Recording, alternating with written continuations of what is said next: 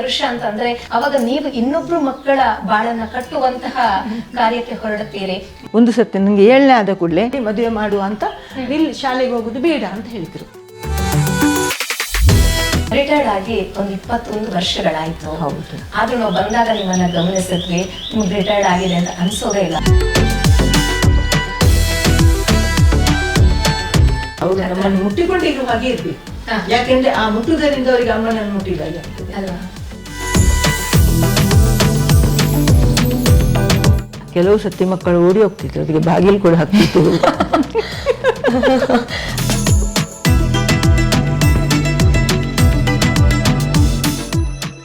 ನಮಸ್ಕಾರ ವೀಕ್ಷಕರೇ, ಶಿಕ್ಷಕರ ದಿನಾಚರಣೆಯ ಶುಭಾಶಯಗಳನ್ನ ಎಲ್ಲ ಗುರು ವೃಂದಕ್ಕೂ ಸಲ್ಲಿಸುತ್ತಾ ಗುರುಭ್ಯೋ ನಮಃ ಸುದ್ದಿಯ ವಿಶೇಷ ಕಾರ್ಯಕ್ರಮಕ್ಕೆ ನಿಮ್ಮೆಲ್ಲರನ್ನ ಪ್ರೀತಿಯಿಂದ ಸ್ವಾಗತಿಸ್ತಾ ಇದ್ದೇನೆ. ನಾನು ಹೇಮಾ ಜಯರಾಮ್. ಗುರು ಬ್ರಹ್ಮ, ಗುರು ವಿಷ್ಣು, ಗುರುದೇವೋ ಮಹೇಶ್ವರ, ಗುರು ಸಾಕ್ಷಾತ್ ಪರಬ್ರಹ್ಮ, ತಸ್ಮೈ ಶ್ರೀ ಗುರವೇ ನಮಃ. ಗುರುವಿಗೆ ತ್ರಿಮೂರ್ತಿಗಳಿಗಿಂತಲೂ ಉನ್ನತವಾದ ಸ್ಥಾನವಂತೆ. ಹರಿಹರ ಬ್ರಹ್ಮಾದಿಗಳು ಮುನಿದ್ರು ಕೂಡ ಗುರು ನಮ್ಮನ್ನ ಕೈ ಹಿಡಿದು ಕಾಯ್ತಾನಂತೆ.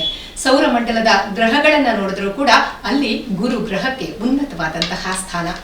ಅದರಲ್ಲೂ ಜ್ಯೋತಿಷ್ಯ ಶಾಸ್ತ್ರವನ್ನ ನೋಡಿದ್ರೆ ನಮಗೆ ಗುರುಬಲ ಹೊಂದಿದ್ರೆ ನಮ್ಮ ಸಕಲ ಇಷ್ಟಾರ್ಥಗಳು ಸಫಲತೆಯನ್ನ ಕಾಣ್ತಾವಂತೆ. ಇಂತಹ ಗುರು ಎನ್ನುವಂತಹ 2 ಅಕ್ಷರದ ಪದವನ್ನ ಸುಲಭವಾಗಿ ವಿವರಿಸುವುದಕ್ಕೆ ಖಂಡಿತವಾಗ್ಲೂ ಸಾಧ್ಯವಿಲ್ಲ. ಹಾಗಾಗಿ ಪುರಂದರದಾಸರು ಹೇಳಿದ್ದು, ಗುರುವಿನ ಗುಲಾಮನಾಗುವ ತನಕ ದೊರೆಯದಣ್ಣ ಮುಕುತಿ ಅಂತ. ನಮ್ಮೆಲ್ಲರ ಅಜ್ಞಾನವೆಂಬ ಅಂಧಕಾರವನ್ನ ಹೋಗಲಾಡಿಸಿ ಜ್ಞಾನದ ದೀವಿಗೆಯನ್ನ ಹಚ್ಚಿ ನಮಗೆ ಬೆಳಕನ್ನ ತೋರಿ ನಡೆಸ್ತಾ ಇರುವಂತಹ ಅದಮ್ಯ ಶಕ್ತಿಗಳಾಗಿರುವಂತಹ ಎಲ್ಲ ಗುರುಗಳಿಗೂ ಸಾಷ್ಟಾಂಗ ಪ್ರಣಾಮಗಳನ್ನ ಸಲ್ಲಿಸ್ತಾ ನಮ್ಮ ಗುರುಭ್ಯೋ ನಮಃ ಅನ್ನುವಂತಹ ಕಾರ್ಯಕ್ರಮದಲ್ಲಿ ಅಂತಹ ಒಂದು ಗುರುವಿನ ಜೊತೆಗೆ ಮಾತುಕತೆಯನ್ನ ಮಾಡುವುದಕ್ಕಿದ್ದೇವೆ.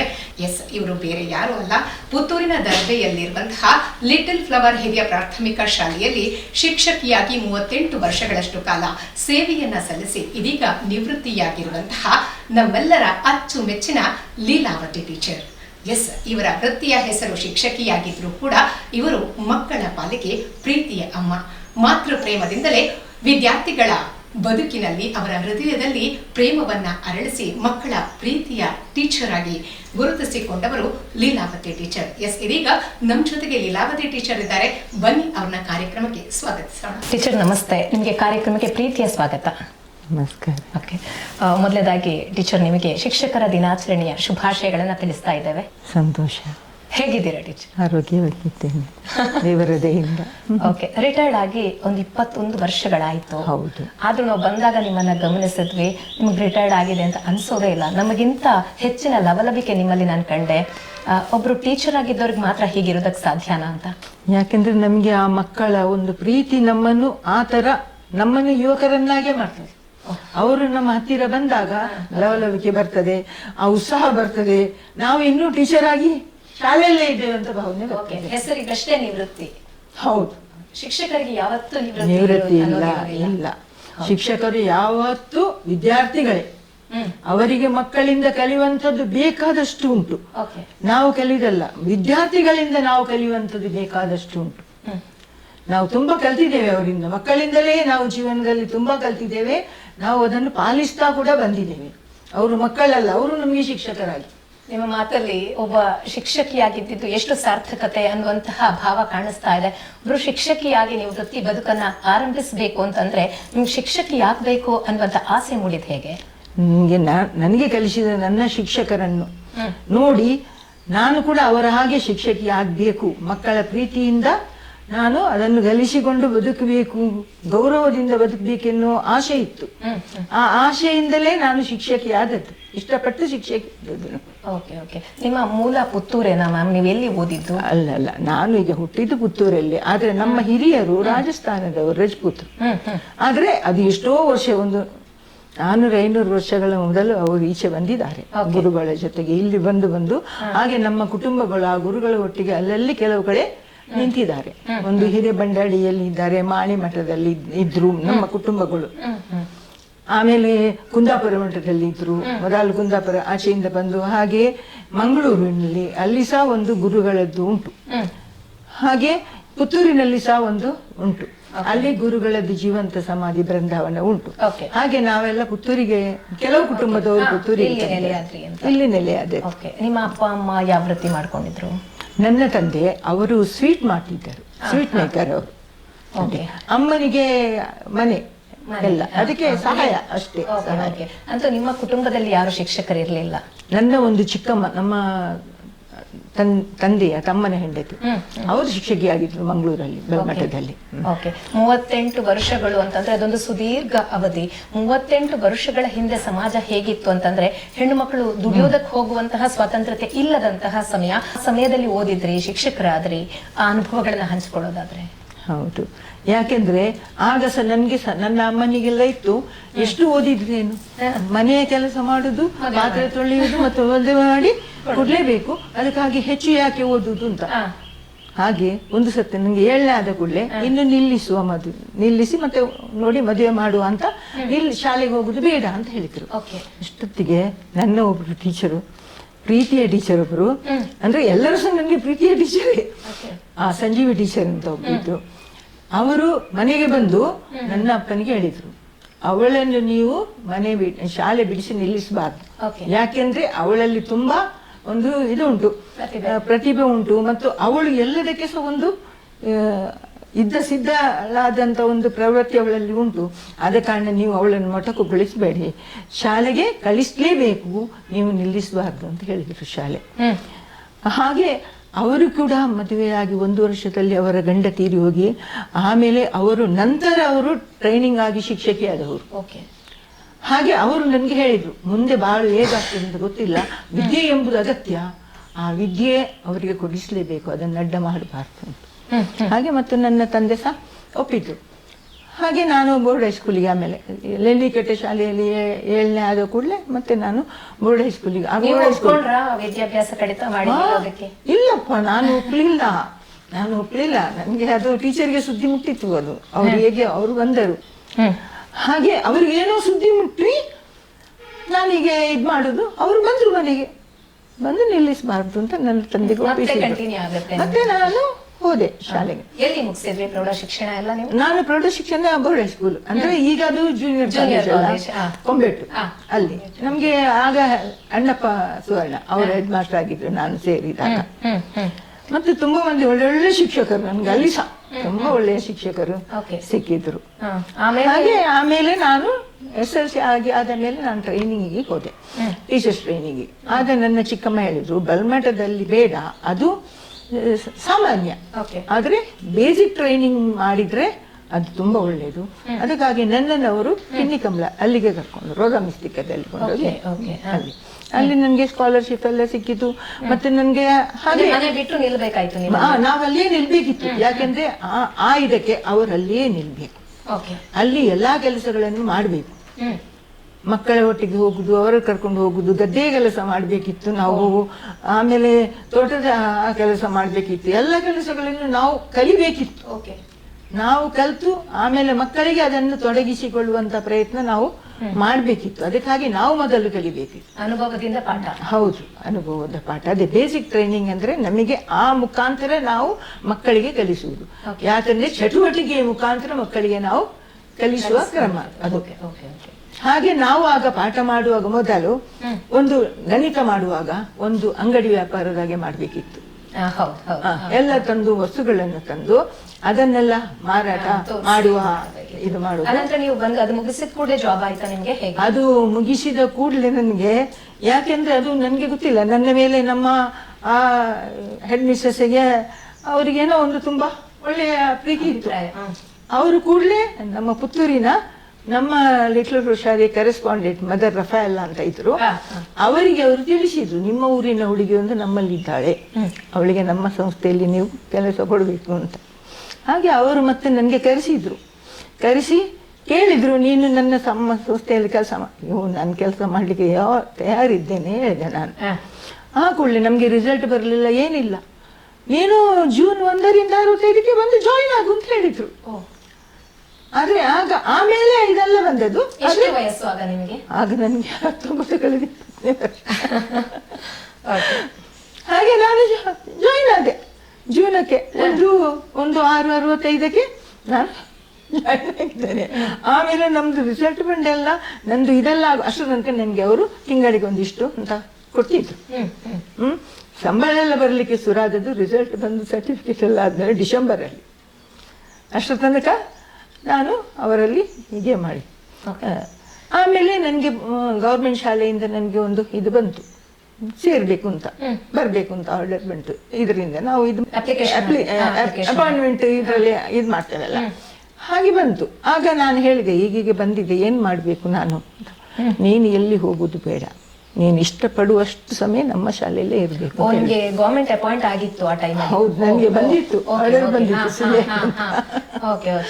ಆಗ ನಾನು ಹೇಳಿದೆ, ನಮ್ಮ ಆಗ ಸಿಸ್ಟರ್ ಜನೀನಾ ಅಂತ ನನ್ಗೆ HM, ಅವರು ನಮಗೆ ಎಲ್ಲ ನೀತಿ ಇದನ್ನು, ನಾನು ನಿಜವಾಗಿ ಶಿಕ್ಷಣದ ಹಂತಕ್ಕೆ ಬಂದದ್ದು ಅವರಿಂದ. ಅವರೇ ಎಲ್ಲವನ್ನು ನಮ್ಗೆ ಹಾಗೆ ಮಾಡ್ಬೇಕು ಹೀಗೆ ಮಾಡ್ಬೇಕು ಅಂತ ಹೇಳುವಂತದ್ದು, ಪ್ರತಿ ಜೋರು ಮಾಡಿ ಸಹ ಮತ್ತೆ ಒಳ್ಳೆ ರೀತಿಯಿಂದ ಎಲ್ಲ. ಕೆಲವು ತಪ್ಪುಗಳಾಗಿದ್ದಾಗ ನಮ್ಗೆ ಜೋರು ಮಾಡಿದ್ದಾರೆ ಅವರು.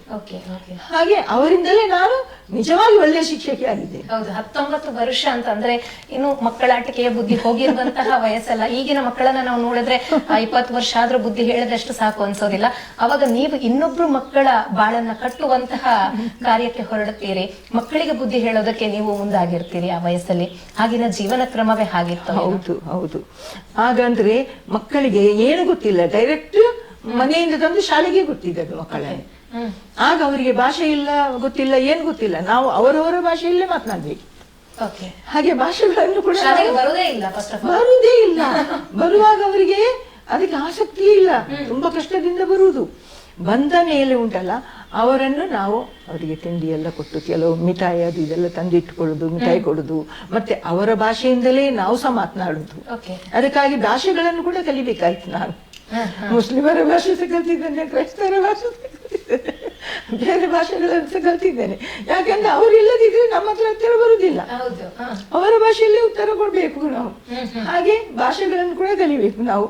ಮತ್ತು ಅವರ ಒಟ್ಟಿಗೆ ನೆಲದಲ್ಲಿ ಕೂತ್ಕೊಂಡ್ರೆ ನಾವು ಸಹ ನೆಲದಲ್ಲಿ ಕೂತ್ಕೊಳ್ಬೇಕು ಅವರ ಒಟ್ಟಿಗೆ. ಆಮೇಲೆ ಎಲ್ಲ ವಸ್ತುಗಳು, ಬೀಜ ಕಡ್ಡಿ ಇದೆಲ್ಲ ಅಂಥದ್ದೆಲ್ಲ ತಂದು ಅದರಿಂದ ಲೆಕ್ಕ ಮಾಡುದು, ಇದು ಮಾಡುದು, ಅದೆಲ್ಲ ನೋಡುವಾಗ ಅವರಿಗೆ ಸಹ ಖುಷಿ ಆಗ್ತದೆ, ಕೂತ್ಕೊಳ್ತಾರೆ. ಎಲ್ಲ ಆಟದ ತರದಲ್ಲಿ ನಾವು ಪಾಠವನ್ನು ಪ್ರಾರಂಭ ಮಾಡ್ಬೇಕಿತ್ತು. ಅದಕ್ಕಾಗಿ ಮಕ್ಕಳನ್ನೆಲ್ಲ ನೆಲದಲ್ಲಿ ಕೂತ್ಕೊಳ್ಳಿಸಿ ಅವರ ನಡುವೆ ನಾವು ಸಹ ನೆಲದಲ್ಲಿ ಕೂತ್ಕೊಂಡು ಆ ಕೆಲಸಗಳನ್ನು ಅವರೊಟ್ಟಿಗೆ ಮಾಡಿಸ್ಬೇಕಿತ್ತು. ಆಗ ಕೆಲವು ಸತಿ ಮಕ್ಕಳು ಓಡಿ ಹೋಗ್ತಿದ್ರು, ಅವರಿಗೆ ಬಾಗಿಲು ಕೂಡ ಹಾಕ್ತಿದ್ದೆವು. ಅಂದ್ರೆ ಅವಾಗ ಹೇಗಿತ್ತು ಅಂತಂದ್ರೆ ಮೇಡಮ್, ಡೈರೆಕ್ಟ್ ಆಗಿ ತಂದು ಒಂದೇ ಕ್ಲಾಸ್ ಹಾಕೋರು. ಯಾಕಂದ್ರೆ ಮನೆಯಲ್ಲಿ ಕೂಡ ದೊಡ್ಡ ವಿದ್ಯಾಭ್ಯಾಸ ಅಪ್ಪ ಅಮ್ಮನಿಗೆ ಇರೋದಿಲ್ಲ. ಈಗ LKG UKG ಮಾಡ್ಕೊಂಡು ಆಮೇಲೆ ಫಸ್ಟ್ ಸ್ಟ್ಯಾಂಡರ್ಡ್ ಬರೋದು. ಯಾಕಂದ್ರೆ ಪ್ರೈಮರಿ ಶಾಲೆ ಅನ್ನೋದು ಅಲ್ಲಿ ಮಕ್ಕಳನ್ನ ಕಂಟ್ರೋಲ್ ಮಾಡುವಂತದ್ದು ದೊಡ್ಡ ಸಾಹಸದ ಕೆಲಸ. ಅವರಿಗೆ ಬರ್ಲಿಕ್ಕೆ ಇಷ್ಟ ಇಲ್ಲ. ಮತ್ತೆ ಅವರ ಹತ್ರ ನಾವು ಆತ್ಮೀಯತೆ, ಅವರನ್ನು ನಂಬಿಕೆ ನಾವು ಗಳಿಸಿಕೊಳ್ಬೇಕು. ಮಕ್ಕಳು ನಮ್ಮನ್ನು ನಂಬುವಾಗೆ ನಾವು ಮಾಡ್ಬೇಕು. ಅವರಿಗೆ ನಮ್ಮ ಮೇಲೆ ನಂಬಿಕೆ ಬಂದ ಮೇಲೆ ಅವರು ನಾವು ಹೇಳಿದಾಗ ಕೇಳ್ತಾರೆ, ನಮ್ಮ ಮಾತನ್ನು ಪಾಲಿಸ್ತಾರೆ. ಮತ್ತು ನಾವು ಆದಷ್ಟು ಅವರಿಂದ ದೂರ ಇರಬಾರ್ದು, ಅವರು ನಮ್ಮನ್ನು ಮುಟ್ಟಿಕೊಂಡಿರುವ ಹಾಗೆ ಇರ್ಬೇಕು. ಯಾಕೆಂದ್ರೆ ಆ ಮುಟ್ಟುವುದರಿಂದ ಅವರಿಗೆ ಅಮ್ಮನನ್ನು ಮುಟ್ಟಿದಾಗೆ ಆಗ್ತದೆ ಅಲ್ವಾ, ಮನೆಯ ಹೋಮ್ ಸೆಕ್. ಹೌದು, ಆ ಫೀಲಿಂಗ್ಸ್ ಅವರಿಗೆ ಬರ್ತದೆ. ಅದಕ್ಕೆ ನೀವು ಮುಟ್ಬೇಡಿ. ಅವರಲ್ಲಿ ಕೊಳೆ ಎಲ್ಲ ಇರ್ತದೆ, ಎಂಥದ್ದು ಆದ್ರೆ ಸಹ ನಾವು ಅವರಿಗೆ ಎಂಥದ್ದು ಮುಖ ಹೀಗೆ ಒರೆಸಿಕೊಂಡು ಅಲ್ಲ. ಅದಕ್ಕಾಗಿ ನಾವು ಅವರಿಗೆ ಬಟ್ಟೆ ತಂದು ಕಚ್ಚಿಬಾಗೆ ಮಾಡಿ ಅವರಿಗೆ ಕೊಡುವುದು. ಅದರಿಂದಲೇ ನೀವು ಏನ್ ಮಾಡ್ಬೇಕು, ಒರೆಸ್ಬೇಕು. ಮತ್ತು ಚಡ್ಡಿಯ ಕಿಸೆಯೊಳಗೆ ಅದ ಇಟ್ಟುಕೊಳ್ಬೇಕು. ಆ ಸ್ವಚ್ಛತೆಯನ್ನು ಕೂಡ ನಾವು ಅವರಿಗೆ ಆಗಲೇ ಕಲಿಸಿಕೊಡ್ಬೇಕಾಗ್ತದೆ. ಎಲ್ಲವೂ ಶಾಲೆಯಿಂದಲೇ ಅವರು ಕಲಿಬೇಕು. ಯಾಕೆಂದ್ರೆ ಅವರಿಗೆ ಅಂತ ಯಾವ ಇದು ಸಹ ಇರುವುದಿಲ್ಲ. ಮನೇಲಿ ಒಂದ್ ಕಡೆ ಬಡತನ, ಇವ್ರ ಬಗ್ಗೆ ಏನು ಗಮನ ಕೊಡುವಷ್ಟು ಹೆತ್ತವರು ಫ್ರೀ ಇರೋದಿಲ್ಲ. ಮತ್ತೆ ಕೂದಲು ಭಾಷೆಗೆ ಬರ್ತಿದ್ರು, ತಲೆಯಲ್ಲಿ ಇಷ್ಟು ಹೆಣ್ಣುಗಳು ಅಲ್ಲ ಇದೆ ದಟ್ಟಿ ಬೀಳ್ತಿದ್ದ ಆಚೆ ಅವ್ರ ಹತ್ರ ಕೂತ್ಕೊಳ್ಳಿಗೆಲ್ಲ.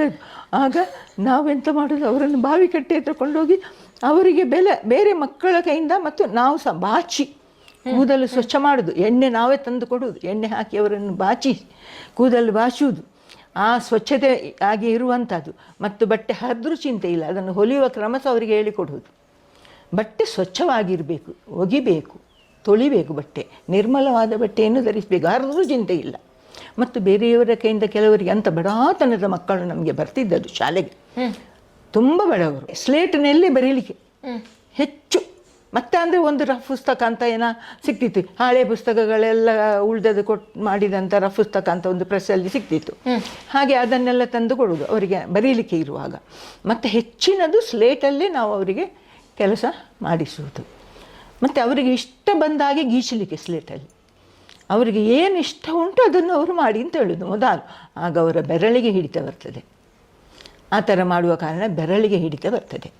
ಅವರು ಮೊಟ್ಟೆ ಹಾಕ್ತಾರೆ, ನೀವು ಮೊಟ್ಟೆ ಮಾಡಿ ಚಕ್ಕುಲಿ ಮಾಡಿ ಅಥವಾ ಅಂಬಡೆ ಎಂತ ಇಷ್ಟ ಇದ್ದದ್ದು ದೋಸೆ ಮಾಡೋದು ಅದನ್ನು ಇಡೀ ಸ್ಲೇಟಲ್ಲಿ ಮಾಡ್ತಾರೆ. ಮಾಡಿ ಮಾಡಿ ಮಾಡಿ ಆಗುವಾಗ ಅವರಿಗೇನು ಬರ್ತದೆ, ಕೈಗೆ ಹಿಡಿತ ಬರ್ತದೆ. ನಂತರ ನಾವು ಅವರಿಗೆ ಅಕ್ಷರಗಳನ್ನು ಕಲಿಸಲಿಕ್ಕೆ ಶುರು ಮಾಡೋದು, ಅಕ್ಷರಾಭ್ಯಾಸ ಮಾಡೋದು.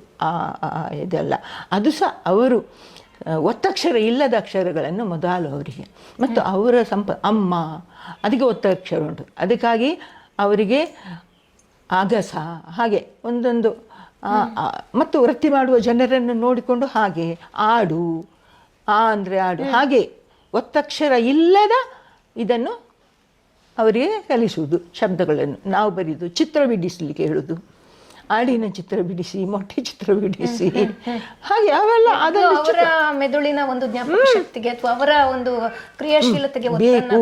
ಅವರು ಅದಕ್ಕೆ ಬದ್ಧರಾಗಬೇಕು. ಯಾಕೆಂದ್ರೆ ಪ್ರಿಪೇರ್ ಆಗಬೇಕು, ಅವರು ತಯಾರಾಗಬೇಕು, ಅದನ್ನು ಕಲೀಲಿಕ್ಕೆ ಬರೀಲಿಕ್ಕೆ ತಯಾರಾಗಬೇಕು.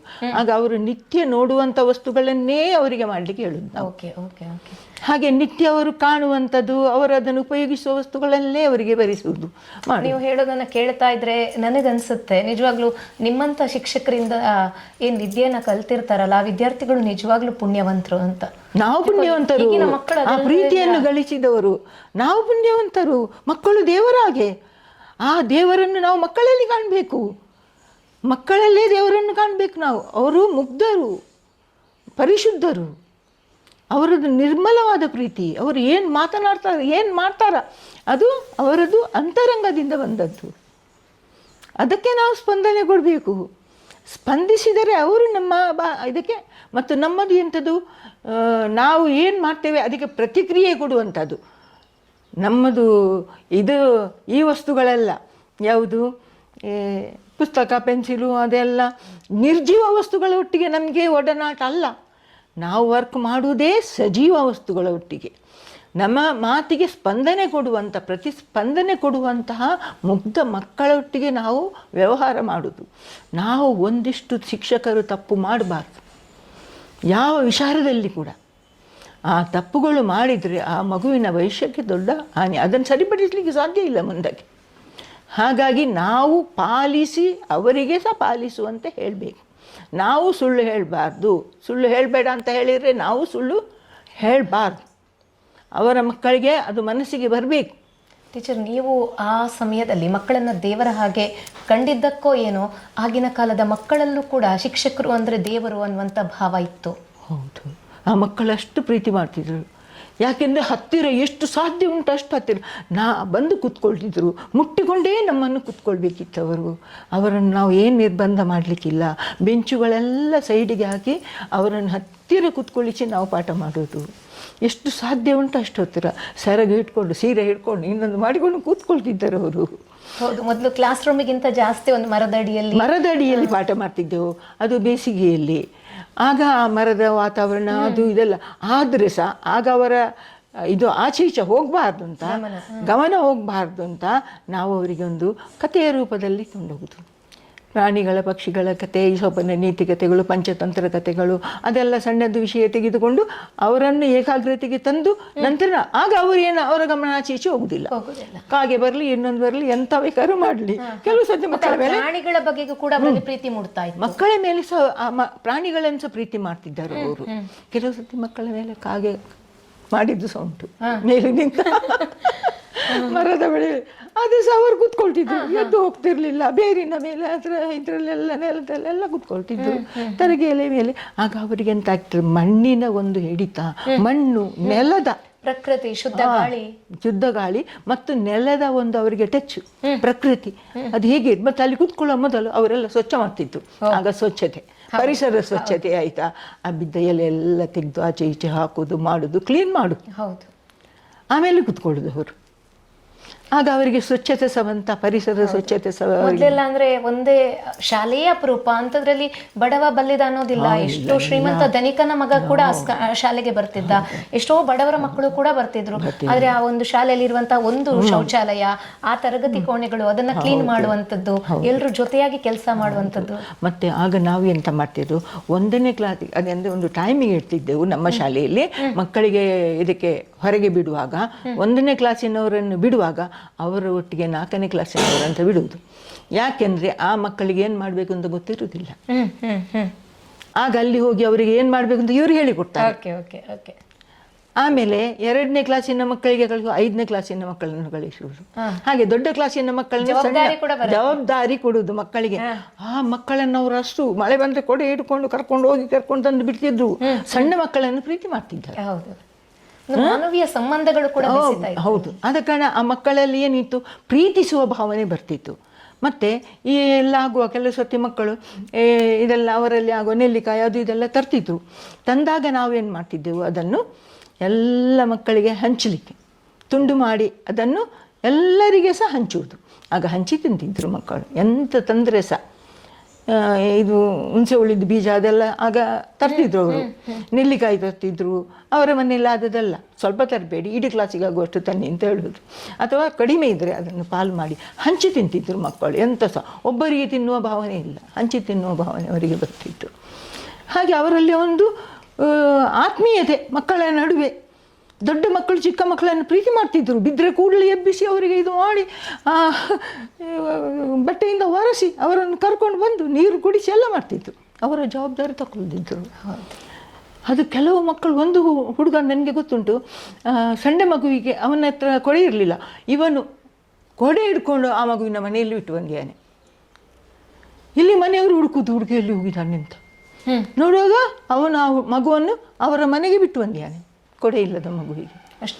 ಅಷ್ಟು ಜವಾಬ್ದಾರಿ ಅವರಿಗೆ, ದೊಡ್ಡ ಮಕ್ಕಳಿಗೆ ಸಣ್ಣ ಮಕ್ಕಳ ಮೇಲೆ. ಮತ್ತೆಲ್ಲ ಕ್ಲೀನ್ ಮಾಡೋದು, ಅಂಗಳ ಕ್ಲೀನ್ ಮಾಡೋದು, ಇನ್ನೊಂದು ಎಲ್ಲ ಖುಷಿ ಅವರಿಗೆ. ಖುಷಿಯಲ್ಲಿ ಅವ್ರ ಮನೆಯಲ್ಲಿ ದೊಡ್ಡ ಶ್ರೀಮಂತರ ಮನೆ ಇದ್ರು, ಅವ್ರ ಮನೆಯಲ್ಲಿ ಮಾಡಿರ್ಲಿಕ್ಕಿಲ್ಲ. ಇಲ್ಲಿ ಅವರು ಒಂದು ಟಾಯ್ಲೆಟಿಗೆ ನೀರು ಹಾಕೋದು, ಕ್ಲೀನ್ ಮಾಡೋದು ಎಲ್ಲ ಮಾಡ್ತಿದ್ರು. ಆಮೇಲೆ ವಾರಕ್ಕೊಮ್ಮೆಲ್ಲ ಜೇಡ್ರ ಬಲ್ಲೆ ತೆಗೆದು ಇಡೀ ಇದನ್ನು ಸ್ವಚ್ಛ ಮಾಡುದು, ಇಡೀ ಕೆಲಸ ಮಾಡ್ತಿದ್ರು. ಆಗ ಶಿಕ್ಷಕರಿಗೂ ಅಷ್ಟೇ ಮನೆಗಿಂತ ಶಾಲೆ ಅನ್ನುವ ಪ್ರೀತಿ. ನಮಗೆ ಶಾಲೆ ಇಲ್ಲದಷ್ಟು ಸಮಯ ನಾನು ಹೇಳ್ಬೇಕಾದ್ರೆ ಮನೆ ನೆನಪು ಬರ್ತಿರ್ಲಿಲ್ಲ ಅಲ್ಲ. ಮತ್ತೆ ಮನೆಗೆ ಬಂದ್ರು ಅದೇ ಯೋಚನೆಗಳು. ಹೌದು. ನಾನು ಆಗ ನಿಮ್ಗೆ ನಮಸ್ತೆ ಟೀಚರ್ ಅಂತ ಹೇಳಿದೆ, ನಿಮಗೆ ಆ ನಿದ್ದೆಯಲ್ಲೂ ಕೂಡ ಅದು ಕೇಳಿಸ್ತಾ ಇರ್ತಿತ್ತೋ ಏನೋ ಅಲ್ವಾ ಮೊದ್ಲು? ಯಾಕಂದ್ರೆ ಮೊದಲೆಲ್ಲ ಶಿಕ್ಷಕರು ಕಂಡಾಗ ಒಂದು ಎಲ್ಲ ನೋಡಿದ್ರು ನಮಸ್ತೆ ಟೀಚರ್ ನಮಸ್ತೆ ಟೀಚರ್ ಅನ್ನೋ. ಹೌದು. ಯಾಕೆಂದರೆ ರಿಟೈರ್ಡ್ ಆದ ಮೇಲೆ ಸಹ ನಾವು ಸಾಯುವ ತನಕ ನಮಗೆ ಗೌರವ ಕೊಡುವ ವೃತ್ತಿ ಅಂದರೆ ಅದು ಶಿಕ್ಷಕ ವೃತ್ತಿ. ನಾವು ಯಾವಾಗಲೂ ಶಿಕ್ಷಕರೇ, ಅವರಿಗೆ ನಮಗೆ ಗೌರವ ಕೊಡ್ತಾರೆ. ಆದ ಕಾರಣ ಅದೊಂದು ಸಂತೋಷ. ಈಗ ಮಕ್ಕಳು ಇವರೆಲ್ಲ ಎಲ್ಲಿ ಕಂಡ ಸಹ ನನ್ನ ಮಗಳನ್ನು ಕಂಡ ಕೂಡಲೇ ನಮ್ಮ ಟೀಚರ್ ಹೇಗಿದ್ದಾರೆ ಕೇಳ್ತಾರೆ. ಅವರ ಮನಸ್ಸಿನಲ್ಲಿ ನಮ್ಮ ಎನ್ನುವ ಭಾವನೆ ಬಂದಿದ್ದಲ್ಲ. ಹೌದು. ಆ ನಮ್ಮ ಭಾವನೆ ಬಂದದಕ್ಕಿಂತ ದೊಡ್ಡದು ನಮಗೆ ಸನ್ಮಾನ ಉಂಟಾ? ಇಲ್ಲ, ಖಂಡಿತ ಇಲ್ಲ. ಏನಿಲ್ಲಲ್ಲ. ನಮ್ಮ ಟೀಚರು ಅಂತ ಹೇಳ್ತಾರಲ್ಲ ಅವರು. ನನ್ನ ಟೀಚರು ಅಲ್ಲ, ನಮ್ಮ ಟೀಚರು ಅಂತ ಹೇಳ್ತಾರೆ, ನಮ್ಮದು ಅಂತ. ಅದು ನನಗೆ ತುಂಬ ಸಂತೋಷ. ಆ ಮಕ್ಕಳ ಮನಸ್ಸಿನಲ್ಲಿ ಅದು ಉಂಟಲ್ಲ. ಹೌದು ಹೌದು ಹೌದು. ಯಾಕಂದ್ರೆ ನಿಮ್ಮನ್ನ ಮಾತಾಡಿಸುವಾಗ ನನಗೂ ನೀವೆಷ್ಟು ಭಾವುಕರಾಗ್ತಾ ಇದ್ದೀರಿ ಅಂತಂದ್ರೆ ಮತ್ತೆ ಆ ದಿನಗಳಿಗೆ ಹೋಗಿ ಬಂದ್ರೇನೋ ಅಂತ ಅನ್ಸುತ್ತೆ. ನೀವು ಹೇಳ್ತಾ ಇರೋದನ್ನ ಕೇಳಿದ್ರೆ ನಾವು ಅಂಥ ದಿನಗಳನ್ನ ನೋಡಿ ಬಂದವರು, ನಾವು ಅಂಥದ್ದೇ ವಾತಾವರಣದಲ್ಲಿ ವಿದ್ಯೆಯನ್ನ ಕಲಿತು ಬಂದವರು. ಹಾಗಾಗಿ ನಮ್ಗೆ ನೇರವಾಗಿ ಅದು ಟಚ್ ಆಗತ್ತೆ. ಆದ ಕಾರಣ ಬಸವಣ್ಣನವರು ಹೇಳಿದ್ದಾರೆ, ಕಾಯಕವೇ ಕೈಲಾಸ ಅಂತ. ನಾವು ಇಷ್ಟು ಕೆಲಸ ಹೊತ್ತೆ ನಮಗೆ ಇಷ್ಟಪಟ್ಟ ಕೆಲಸ ಸಿಗುವುದಿಲ್ಲ, ಆದರೆ ಸಿಗದಿದ್ದರೂ ನಮಗೆ ಸಿಕ್ಕಿದ ಕೆಲಸದಲ್ಲಿ ನಾವು ಪ್ರಾಮಾಣಿಕತೆಯಿಂದ ಮಾಡಬೇಕು. ಅದನ್ನು ಕೈಲಾಸವೇ ಅದುವೇ ಅಂತ. ಕಾಯಕವೇ ಕೈಲಾಸ. ಅದು ಯಾವ ಕೆಲಸ ಸಹ ಆಗಲಿ, ಆ ಕೆಲಸವನ್ನು ನಾವು ನಿರ್ವಂಚನೆಯಿಂದ ಪ್ರಾಮಾಣಿಕತೆಯಿಂದ ಮಾಡಬೇಕು. ಹಣದ ಬೆಲೆಗೆ ಮಾಡಬಾರ್ದು, ಸಂಬಳದಕ್ಕಾಗಿ ಕೆಲಸ ಮಾಡಬಾರ್ದು. ನಮ್ಮ ಆತ್ಮತೃಪ್ತಿಗಾಗಿ ನಾವು ಕೆಲಸ ಮಾಡಬೇಕು, ನಮ್ಮ ಸಮಾಧಾನಕ್ಕಾಗಿ ನಾವು ಕೆಲಸ ಮಾಡಬೇಕು. ಟೀಚರ್, ಈಗ ಲಿಟಲ್ ಫ್ಲವರ್ ನಂತಹ ಒಂದು ಸ್ಕೂಲಲ್ಲಿ ಎಷ್ಟೋ ಜನರಿಗೆ ವಿದ್ಯಾದಾನವನ್ನು ಮಾಡಿದ್ದೀರಿ. ನಿಮ್ಮ ಮಕ್ಕಳು ಈಗ ನಿಮ್ಮ ವಿದ್ಯಾರ್ಥಿಗಳು ದೊಡ್ಡ ದೊಡ್ಡ ಹುದ್ದೆಗಳನ್ನು ಅಲಂಕರಿಸಿದ್ದಾರೆ. ನಿಮಗೆ ನೆನಪು ಮಾಡ್ಕೊಳ್ಳೋದಾದ್ರೆ ಈಗ ಸದ್ಯಕ್ಕೆ ನಿಮಗೆ ನೆನಪು ಬರುವಂತಹ ನಿಮ್ಮ ವಿದ್ಯಾರ್ಥಿಗಳು ಯಾರೆಲ್ಲ ಪುತ್ತೂರಲ್ಲಿದ್ದಾರೆ, ದೊಡ್ಡ ದೊಡ್ಡ ಹುದ್ದೆಗಳನ್ನು ಅಲಂಕರಿಸೋರಿದ್ದಾರೆ? ತುಂಬ ಮಂದಿ ಇದ್ದಾರೆ. ತುಂಬ ಮಂದಿ ಡಾಕ್ಟರ್ಗಳಿದ್ದಾರೆ, ಲೆಕ್ಚರ್ಸ್ಗಳಾಗಿದ್ದಾರೆ, ಇಂಜಿನಿಯರ್ಸ್ ಆದವರು ಇದ್ದಾರೆ, ಲಾಯರ್ಸ್ ಆದವರು ಇದ್ದಾರೆ, ತುಂಬಾ ಮಂದಿ ಇದ್ದಾರೆ. ಅವರ ಒಬ್ಬರಿಬ್ಬರ ಹೇಳಲಿಕ್ಕೆ ಆಗುದಿಲ್ಲ ನಮಗೆ. ಬರ್ತಾರಾ ಈಗ ನಿಮ್ಮನ್ನ ನೋಡ್ಬೇಕು ಅಂತ? ಕೆಲವರು ಬರ್ತಾರೆ. ಕೆಲವರು ನನ್ನ ರಫೀಕ್ ಅಂತ ಒಬ್ಬ ಹುಡುಗ, ಅವನನ್ನು ತಂದೆ ತೀರಿ ಹೋದ ಕೊಳ್ಳೆ ಅವನ ತಾಯಿ ಮದುವೆ ಮಾಡಿ ಕೊಟ್ಟರು. ಅವರಲ್ಲಿ ಬೇರೆಯವರಿಗೆ ಮದುವೆ ಮಾಡಿ ಕೊಡುವಂಥ ಕ್ರಮ ಉಂಟು. ಆಗ ಆ ಮಕ್ಕಳನ್ನು ಅವರ ಅಜ್ಜಿ ಮನೆಯವರು ನೋಡಿಕೊಳ್ಳುವರು.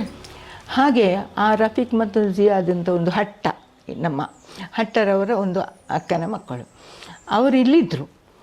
ಹಾಗೆ ಆ ಮಕ್ಕಳು ನಮ್ಮ ಶಾಲೆಗೆ ಬರ್ತಿದ್ರು. ಅದರಲ್ಲಿ ದೊಡ್ಡವನು ಸ್ವಲ್ಪ ಅಂತರ್ಮುಖಿಯಾಗಿದ್ದ, ಅವನಿಗೆ ಅಷ್ಟೊಂದು ಇದಿಲ್ಲ.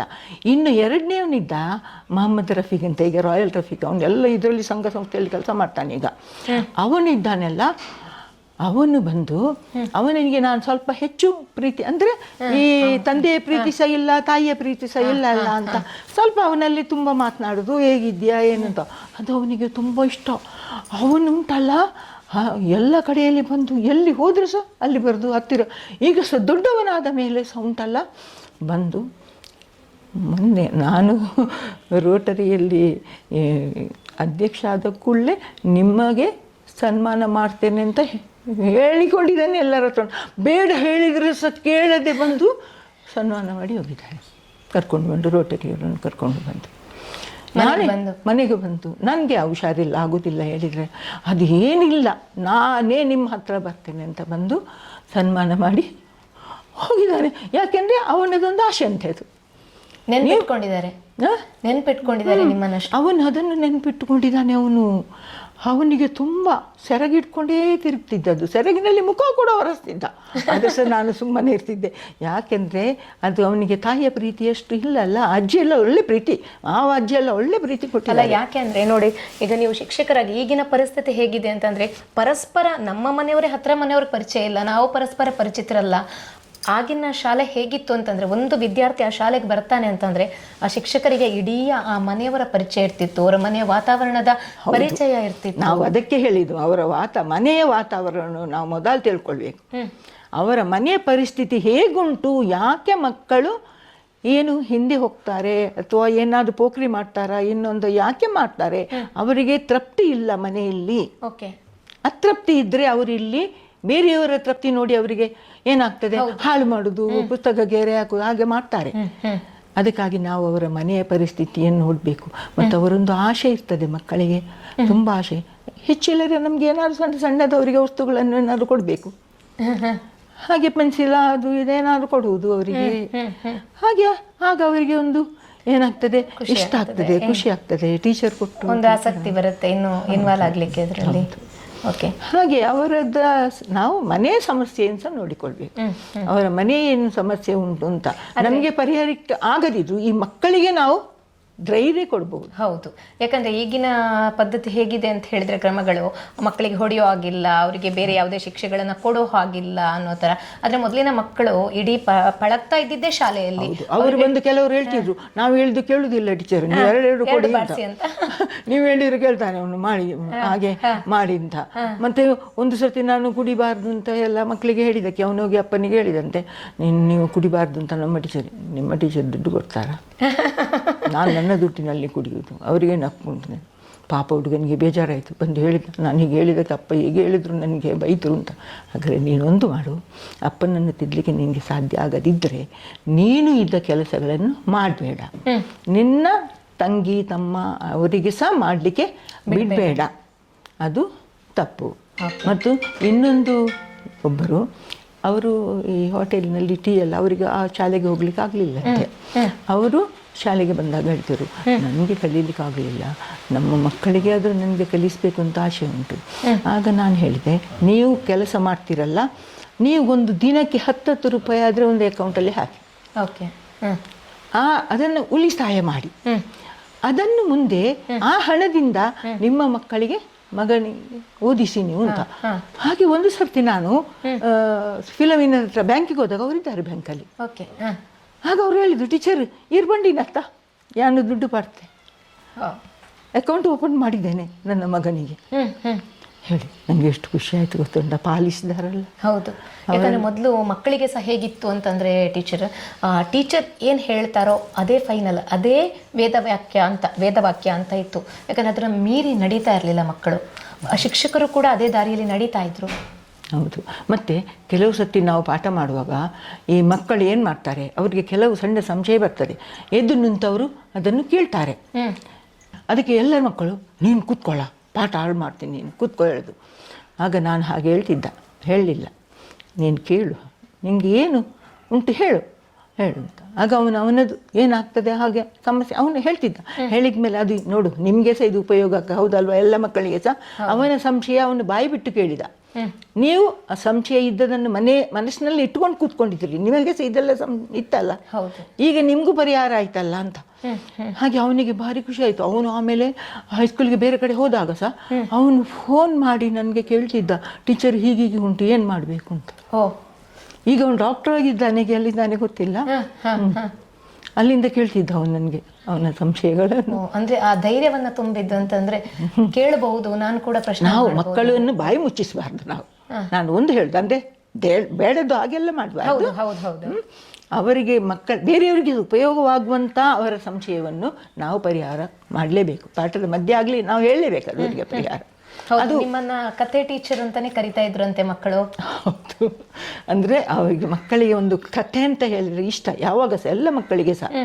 ಹಾಗಾಗಿ ನಾವು ಪಾಠ ಮಾಡುವಾಗ ಯಾವುದಾದ್ರೂ ಒಂದು ಕಥೆಯ ಮುಖಾಂತರ ಅವರನ್ನು ತಂದ ಕೂಡಲೇ ಅವರು ಅದಕ್ಕಾಗಿ ಒಪ್ಪಿಗೆಯಾಗಿ ಅವರು ಪಾಠದಲ್ಲಿ ಇನ್ವಾಲ್ವ್ ಆಗ್ತಿದ್ರು, ಸೇರಿಕೊಳ್ತಿದ್ರು.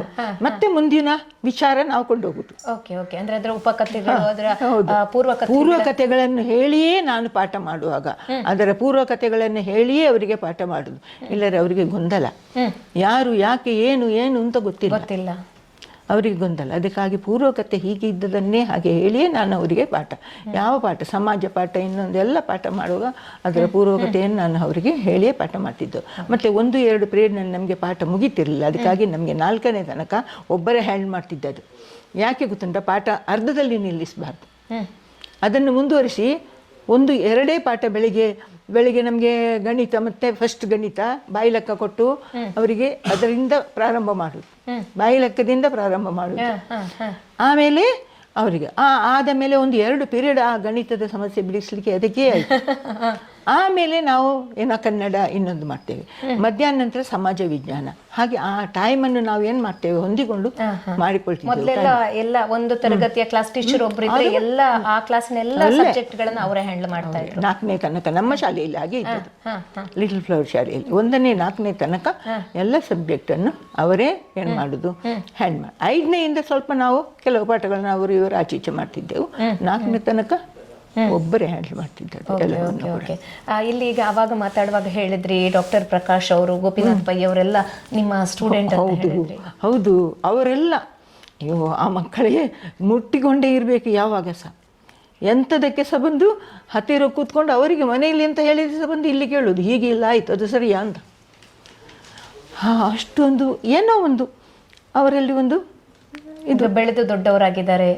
ದೊಡ್ಡವರಾದರೆ ಸಹ ನಾನು ಹೋದ ಕೂಡಲೇ ಅವರು ನನ್ನ ಸ್ಟೂಡೆಂಟೇ ಆಗೋದು. ಎಲ್ಲ ಹೊರಗೆ ಇದ್ರೆ ಸಹ ಪ್ರಕಾಶ್ ಅವರದೆಲ್ಲ ವಿಚಾರಗಳು ನನಗೆ ಹೇಳಿದ್ದು, ಟೀಚರ್ ಹೀಗೆ ಆಯ್ತು ಹೀಗೆ ಆಯಿತು ಅಂತ ಹೇಳೋದು. ಮತ್ತು ಯಾರಲ್ಲಿ ಹೋದ್ರು ಸಹ ನನ್ನ ಕೈಯಿಂದ ಅವರು ಒಂದು ಬೇಯಿಸ ತಗೊಳ್ಳಿಕ್ಕಿಲ್ಲ, ನೀವು ನಮ್ಮ ಅಮ್ಮ ಅಂತ. ಅಮ್ಮನ ಕೈಯಿಂದ ಮಕ್ಕಳ ಕೈ ತಗೊಳ್ಳಿಕ್ಕಿಲ್ಲ ಅಂತ. ಹಾಗೆ ಎಲ್ಲ ತುಂಬ ಮಂದಿ ಇದ್ದಾರೆ ಡಾಕ್ಟ್ರುಗಳೆಲ್ಲರೂ ಸಹ. ಅವರ ಹತ್ರ ನಾನೀಗ ಅವರ ಹತ್ರ ಹೋಗುದು ಬಿಟ್ಟು ಬೇರೆ ಡಾಕ್ಟರ್ ಹತ್ರ ಹೋಗುದು. ಯಾಕೆ ಗೊತ್ತುಂಟ, ನನಗೆ ಈಗ ತೊಂದರೆ ಇಲ್ಲಲ್ಲ, ಕಷ್ಟದಲ್ಲಿರುವವರಿಗೆ ಕೊಡಬೇಕು, ದೇವರದಿಂದ ನಮಗೆ ತೊಂದರೆ ಇಲ್ಲಲ್ಲ, ಆಗ ಯಾಕೆ ಫ್ರೀ ಅದು ಬೇರೆಯವರಿಗೆ ಕೊಡಲಿಕ್ಕೆ. ಹೌದು, ನೀವು ಅವಾಗ ಅಂದರೆ ಟೀಚರ್ಸ್ಗಳಿಗೆ ಕೇಳೋ ಅಭ್ಯಾಸ ಜಾಸ್ತಿ ಶಾಲೆಯಲ್ಲಿ. ಏನಾಗ್ತೀರಿ ನೀವು ದೊಡ್ಡ ಆದಮೇಲೆ? ಹೌದು, ಯಾಕೆಂದರೆ ಮಕ್ಕಳ ಮನಸ್ಸಿನಲ್ಲಿ ಏನಾಗಬೇಕು ಅಂತ ಒಂದು ಗುರಿ ಇರುವುದಿಲ್ಲ, ಅವ್ರಿಗೇನಂತ ಗೊತ್ತಿರುವುದಿಲ್ಲ. ಅದಕ್ಕಾಗಿ ನಾವು ಅವರಿಗೆ ಒಂದು ಪ್ರಶ್ನೆ ಹಾಕ್ತಿದ್ದೇವೆ, ನೀವು ದೊಡ್ಡವರಾದ ಮೇಲೆ ಏನಾಗಬೇಕು ಅಂತ ಬಯಸ್ತೀರಿ, ನಿಮ್ಮ ಇಷ್ಟ ಏನು ಅಂತ. ಹಾಗೆ ಅವರು ಬರೆದು ತರಬೇಕಿತ್ತು ಅದನ್ನು. ಮರುದಿವಸ ಅವರು ಬರೆದು ತಂದದನ್ನು ಓದ್ತಿದ್ರು. ಆಗ ಅವರು ಏನೆಲ್ಲ ಕೆಲವರು ನಾನು ಡಾಕ್ಟರ್ ಆಗ್ತೇನೆ, ಕೆಲವರು ರಿಕ್ಷಾ ಡ್ರೈವರ್ ಆಗ್ತೇನೆ, ಹೋಗುವಾಗ ನೀರು ರಟ್ಟಿಸ್ತೇನೆ, ಮತ್ತು ಪೊಲೀಸ್ ಏನೆಲ್ಲ ಹುದ್ದೆಗಳು ಅವರದ್ದು. ಕೆಲವರು ನಾವು ಇದಾಗ್ತೇವೆ, ದೇಶ ಸೇವೆಗೆ ಹೋಗ್ತೇವೆ, ಹಾಗೆಲ್ಲ. ನನಗೆ ಒಂದು ಆ ಮಿಲಿಟ್ರಿಗೆ ಅವರು ದೇಶ ಸೇವೆಗೆ ಹೋಗುವವರೆಂದರೆ ಅದೊಂದು ಅವರಲ್ಲಿ ಒಂದು ತ್ಯಾಗ. ಆ ಮಕ್ಕಳ ಅವರು ಅದನ್ನು ಯಾರು ಚೂಸ್ ಮಾಡಿದ್ದಾರೆ ಅಂತ ಅದು. ಮತ್ತು ಡಾಕ್ಟರ್ ಆಗೋದು ಸಹ ಒಳ್ಳೆಯದು. ಯಾಕೆ ಅಂದರೆ ಮನುಷ್ಯನ ಅತ್ಯಂತ ದುಃಖವನ್ನು ನಿವಾರಣೆ ಮಾಡುವ ಕೆಲಸ ಅವರು ವೈದ್ಯರು.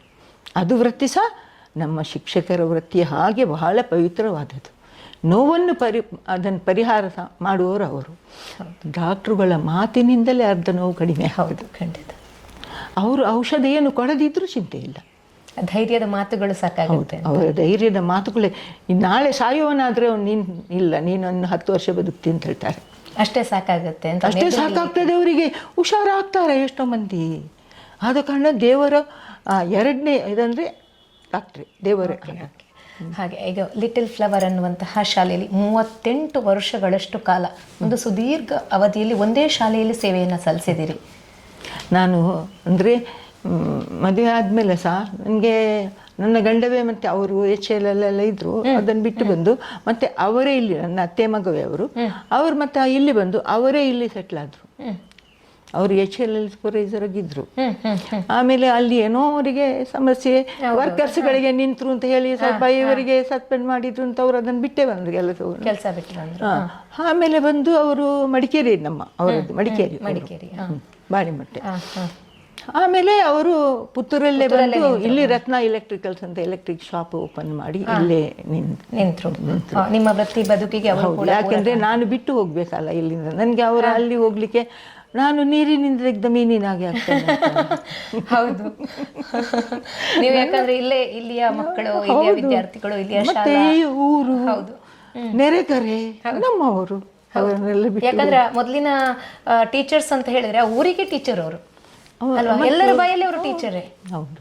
ಮತ್ತು ನೆರೆಕರೆಯಲ್ಲಿ ಕೂಡ ನಮಗೆ ಒಳ್ಳೆ ಸಂಬಂಧ ಇತ್ತು.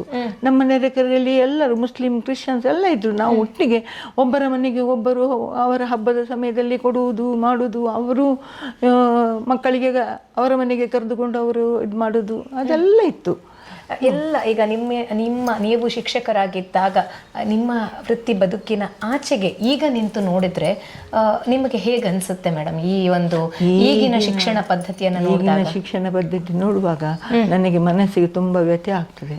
ಯಾಕೆ ಗೊತ್ತುಂಟ, ಮಕ್ಕಳಿಗೆ ಮತ್ತು ಟೀಚರ್ಗೆ ಸಂಬಂಧವೇ ಇಲ್ಲ. ಹೌದು, ವ್ಯವಹಾರದ ಹಾಗೆ ಆಗಿದೆ. ಅದೊಂದು ವ್ಯವಹಾರದ ಹಾಗೆ ಆಗಿದೆ. ಖಂಡಿತ ಅದು ವ್ಯವಹಾರ ಆಗಬಾರ್ದು ಯಾವಾಗ ಸಹ. ಅದು ಶುದ್ಧವಾಗಿರಬೇಕು. ಶಿಕ್ಷಕರ ಮತ್ತು ಮಕ್ಕಳ ನಡುವಿನ ಸಂಬಂಧ ಇರಬೇಕು. ಅದಕ್ಕೆ ಹೆತ್ತವರು ಸಹ ಪೂರಕವಾಗಿರಬೇಕು. ನೀವೇನು ಉಪಕಥೆಗಳು ಹೇಳ್ತಿದ್ರು ಅಥವಾ ಕಥೆಗಳನ್ನ ಹೇಳ್ತಾ ಇದ್ರು, ಅಲ್ಲಿ ಒಂದು ಪರಸ್ಪರ ಒಂದು ಸಹಿಷ್ಣುತೆಯನ್ನು ಬೆಳೆಸೋದಕ್ಕೆ ಹೇಗೆ ನೀವು ಕಾರಣ ಆಗ್ತಿದ್ದೀರೋ, ಈಗಿನ ಶಿಕ್ಷಕರಲ್ಲಿ ಕೇಳಿದ್ರೆ ಅದೆಲ್ಲ ಉಪಕಥೆಗಳು ಮಕ್ಕಳಿಗೆ ಹೇಳೋದಕ್ಕಿಂತ ಅವ್ರಿಗೆ ಗೊತ್ತಿರುತ್ತಾ ಅನ್ನೋದೇ ಪ್ರಶ್ನಾರ್ಥಕ. ಗೊತ್ತುಂಟ ಇಲ್ವ, ನನಗೆ ಹೇಳಲಿಕ್ಕೆ ಆಗೋದಿಲ್ಲ.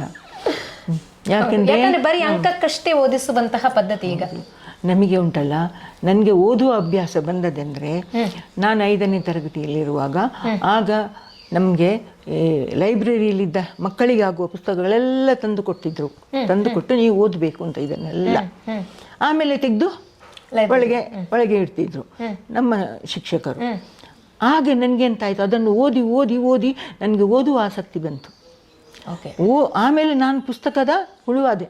ಎಲ್ಲಿ ಪುಸ್ತಕಗಳು, ಕಥೆ ಪುಸ್ತಕಗಳು, ಇನ್ನೊಂದು ಎಲ್ಲ ಓದಿ ಎಲ್ಲ ಜ್ಞಾನ ನಮಗೆ. ಅದರಿಂದ ನನಗೆ ಎಷ್ಟೋ ಜ್ಞಾನ ಸಿಕ್ಕಿತ್ತು, ಕಥೆ ಪುಸ್ತಕಗಳನ್ನು. ಮತ್ತು ಓದುವ ಅಭ್ಯಾಸ ನನಗೆ ದೊಡ್ಡಾಯಿತು. ರಾತ್ರಿ ಸಹ ನಾನು ಪುಸ್ತಕ ಇಟ್ಕೊಂಡು ಓದ್ತಾ ಇದ್ದೆ ನಿದ್ದೆ ಬರುವ ತನಕ. ಅದೊಂದು ಹವ್ಯಾಸ. ಮೊದಲಿನ ಟೀಚರ್ಸ್ಗಳಿಗೆ ಜ್ಞಾನದ ಅರಿವು ಕೂಡ ಅಷ್ಟೇ ಇತ್ತು, ಬದುಕಿನ ಅನುಭವಗಳ ಅರಿವು ಕೂಡ ತುಂಬಾನೇ ಹೆಚ್ಚಾಗಿತ್ತು. ಹಾಗಾಗಿ ಅವರು ಮಕ್ಕಳ ಮನಸ್ಸಲ್ಲಿ ನಿಲ್ಲುವ ಹಾಗೆ ಪಾಠಗಳನ್ನು ಮಾಡ್ತಾ ಇದ್ರು. ಹಾಗೆ ಅಂತ ಅವರು ಮಕ್ಕಳೇ ಹೇಳಬೇಕು. ನಮ್ಮನ್ನು ಅಳಿಯುವುದು ನಾವಲ್ಲ, ನಮ್ಮನ್ನು ಅಳಿಯುವುದು ಬೇರೆ ಯಾರೂ ಅಲ್ಲ, ನಾವು ಕಲಿಸಿದ ಮಕ್ಕಳು. ನಮ್ಮನ್ನು ಅಳಿಯೋರು ನಮ್ಮ ವಿದ್ಯಾರ್ಥಿಗಳು. ಹೌದು, ಈಗ ಪ್ರತಿಯೊಬ್ಬರ ಹತ್ರ ಮಾತಾಡಿದ್ರೆ, ಹಿಂದಿನವ್ರ ಹತ್ರ ಮಾತಾಡಿದ್ರೆ ಅವ್ರು ಹೇಳೋದು ನಮ್ಮ ಕಾಲದಲ್ಲಿ ಹಾಗಿತ್ತು ಹೀಗಿತ್ತು ಅನ್ನೋದು. ಅವ್ರ ಶಾಲೆಯ ಬಗೆಗಿನ ಪ್ರೀತಿಯನ್ನು ವ್ಯಕ್ತಪಡಿಸುವಾಗಲೇ ಗೊತ್ತಾಗುತ್ತೆ ಆ ಶಾಲೆ ಅನ್ನೋದು ಹೇಗಿತ್ತು ಮಕ್ಕಳಿಗೆ ಅನ್ನೋದು. ಅದೇ ಶಾಲೆ ಎಂಬುದು ಅವರಿಗೆ ಮನೆ ಬಿಟ್ಟರೆ ಶಾಲೆ, ಹೆಚ್ಚಿನ ಸಮಯ ಅವರು ಇರೋದು ಶಾಲೆಯಲ್ಲಿ. ಅದರಲ್ಲೂ ಸ್ವಲ್ಪ ಪೋಖ್ರಿ ಮಕ್ಕಳು ಇನ್ನೂ ಶಾಲೆಯನ್ನ ಟೀಚರ್ಸ್ ಅನ್ನ ಪ್ರೀತಿಸೋದು ಜಾಸ್ತಿನೇ ಮೊದಲಿನವರು. ಹೌದು, ಯಾಕೆಂದರೆ ಅವರಿಗೆ ನಾವು ಪೋಖ್ರಿತನ ಮಾಡಿದಾಗ ಪೆಟ್ಟು ಸಹ ಕೊಟ್ಟಿದ್ದೆವು. ಯಾಕೆ ಪೆಟ್ಟು ಕೊಟ್ಟದ್ದು ಯಾವ ಕಾರಣಕ್ಕಂತ ಹೇಳ್ತಿದ್ದೆವು. ಮತ್ತೆ ಆ ಮಗು ಮನೆಗೆ ಹೋಗುವ ಮೊದಲು ಅದನ್ನು ಮುದ್ದಿಸಿ ಅದಕ್ಕೆ ಏನಾದರೂ ಒಂಚೂರು ಸಿಹಿ ಮಿಠಾಯಿ ಏನಾದರೂ ಕೊಟ್ಟು ಮಾಡಿ ಕಳಿಸ್ತಿದ್ದೆವು. ನಿಮ್ಮ ಕೈಯಿಂದ ಪೆಟ್ಟು ತಿಂದ ವಿದ್ಯಾರ್ಥಿಗಳಿದ್ದಾರಾ? ಇದ್ದಾರಪ್ಪ, ಪೆಟ್ಟು ತಿಂದ ವಿದ್ಯಾರ್ಥಿಗಳು ಇದ್ದಾರೆ, ಕೆಲವರೆಲ್ಲ ಇದ್ದಾರೆ, ತುಂಬ ಮಂದಿ ಇದ್ದಾರೆ. ತಿಂದಿದ್ದಾರೆ. ಪ್ರೀತಿಯ ಜೊತೆಗೆ ಪೆಟ್ಟು ಸಿಕ್ಕಿದೆ. ಭಯ ಮತ್ತೆ ಭಕ್ತಿ ಎರಡೂ ಬೇಕಲ್ವಾ? ಹೌದು, ಪೆಟ್ಟು ಸಹ ತಿಂದಿದ್ದಾರೆ. ಆ ಮಕ್ಕಳು ಜಾಸ್ತಿ ಪ್ರೀತಿ ಮಾಡಿದ್ದು ನನಗೆ. ಆ ಪೆಟ್ಟು ತಿಂದ ಮಕ್ಕಳೇ ಜಾಸ್ತಿ ಬಂದು ಹೇಳಿದ್ರು, ನೀವು ಪೆಟ್ಟು ಕೊಟ್ಟಗಳನ್ನು ನಾವು ಇತ್ತು ಅಂತ. ಹೌದು, ಎಷ್ಟೋ ಮಂದಿ ಹೇಳ್ತಾರೆ, ಟೀಚರ್ ನೀವು ಪೆಟ್ಟು ಕೊಡದಿದ್ರೆ ನಾವೇನು ಆಗ್ತಿದ್ದೆವು, ನಮ್ಮ ಇಷ್ಟ ಪ್ರಕಾರ ಗಾಳಿಯಲ್ಲಿ ಹಾಕ್ತಿದ್ದೆ, ನಮಗೆ ನೆಲೆ ನಿಲ್ಲುವ ಹಾಗೆ ಆಗ್ತಿರ್ಲಿಲ್ಲ ಅಂತ. ಈಗ ನಾವು ನೆಲ ನಿಲ್ಲುವ ಹಾಗೆ ಆಗಿದೆ ನೀವು ಪೆಟ್ಟಿನಿಂದ ಅಂತ ಹೇಳ್ತಾರೆ ಬಂದು, ನೀವು ಪೆಟ್ಟು ಕೊಟ್ಟು ಮಕ್ಕಳೆಲ್ಲವನ್ನು ನೆನ್ಪಿಟ್ಕೊಳ್ತಾರೆ ಅಂತ ಅಲ್ವಾ? ಎಷ್ಟು ಬೆಳೆದ ದೊಡ್ಡದಾದ್ರೂ ಕೂಡ ಆ ಪ್ರಾಥಮಿಕ ಹಂತ ಅನ್ನೋದು ಇದೆಯಲ್ಲ ಮಕ್ಕಳ ಜೀವನದಲ್ಲಿ ಒಂದು ದೊಡ್ಡ ಘಟ್ಟ ಅಂತ. ಪ್ರಾಥಮಿಕ ಶಾಲೆಯ ಶಿಕ್ಷಕರಿಗೆ ಭಾಗ್ಯವಂತರು. ಮಕ್ಕಳ ಮುಗ್ಧ ಪ್ರೀತಿ ಸಿಗುವುದು ಅವರಿಗೆ. ಹೌದು, ಕಂಟ್ರೋಲ್ ಮಾಡ್ಲಿಕ್ಕೆ ಕಷ್ಟ ಇರೋದು ಅಲ್ಲಿಗೆ. ಕಷ್ಟ, ಹೌದು. ಆದರೆ ಕಂಟ್ರೋಲ್ ಮಾಡಲಿಕ್ಕೆ ಆಗ್ತದೆ. ಅವರ ನಂಬಿಕೆ ನಾವು ಗಳಿಸಿಕೊಂಡ್ರೆ, ಅವರು ನಮ್ಮನ್ನು ನಂಬಿದರೆ. ಈಗಿನ ಶಿಕ್ಷಣ ವ್ಯವಸ್ಥೆಯಲ್ಲಿ ಪಾಠಗಳು ಪಠ್ಯಗಳ ವಿಷಯಗಳಲ್ಲಿ ಕೂಡ ಗೊಂದಲಗಳು, ಒಂದ್ಸಲ ಸೇರಿಸುವಂಥದ್ದು, ಆಮೇಲೆ ಎಕ್ಸಾಮ್ ವಿಷಯಗಳಲ್ಲಿ ಗೊಂದಲಗಳು, ಈ ಮಕ್ಕಳಿಗೆ ಇನ್ನಷ್ಟು ಒತ್ತಡಗಳನ್ನೇ ಹೇರುವಂತಹ ಸ್ಥಿತಿ ನಾವೀಗ ಗಮನಿಸ್ತಾ ಇದ್ದೇವೆ. ಅದು ಬಿಟ್ಕೊಂಡು ಶಾಲೆಯಲ್ಲಿ ಮನೆಯ ವಾತಾವರಣ, ಅವರ ಮಾನಸಿಕ ಒಂದು ನೆಮ್ಮದಿಗೆ ಕಾರಣ ಆಗುವಂತಹ ವಾತಾವರಣಗಳು ತುಂಬಾ ಕಡಿಮೆ. ಮನೆಯಲ್ಲೇ ನೆಮ್ಮದಿ ಇಲ್ಲ. ಈಗಿನ ಮಕ್ಕಳಿಗೆ ಮನೆಯಲ್ಲೇ ನೆಮ್ಮದಿ ಇಲ್ಲ. ಮತ್ತು ಏನೊಂದು ಸ್ವಲ್ಪ ಕಷ್ಟ ಬಂದ್ರೆ ಅವರಿಗೆ ಸಹಿಸ್ಲಿಕ್ಕೆ ಗೊತ್ತಿಲ್ಲ. ಕೂಡಲೇ ಅವ್ರು ಏನಾಗ್ತಾರೆ, ಡಿಸ್ಪರೇಟ್ ಆಗ್ತಾರೆ, ಅವರು ಕಳೆದುಕೊಳ್ತಾರೆ, ಅವರ ತಾಳ್ಮೆ ಅವರು ಎಲ್ಲ ಕಳೆದುಕೊಳ್ತಾರೆ.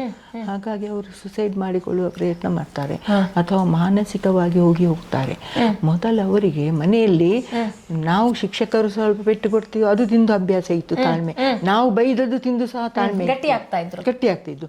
ಮನೆಯಲ್ಲಿ ಸಹ ಬೈತಿದ್ರು, ಮನೆಯಲ್ಲಿ ಸಹ ಪೆಟ್ಟು ಕೊಡ್ತಿದ್ರು, ಅದನ್ನು ಸಹ ತಿಂದು ಬೆಳೆದಿದ್ದಾರೆ. ಅವರು ಓಡಿ ಹೋಗ್ಲಿಲ್ಲ, ಸಹಿಸಿದ್ದಾರೆ. ಆದ ಕಾರಣ ಯಾವುದು ಬಂದರೂ ಅವರು ಸಹಿಸುವ ಶಕ್ತಿ ಇತ್ತು ಅವರಿಗೆ, ತಾಳ್ಮೆ. ಹೌದು, ಕರೆಕ್ಟ್.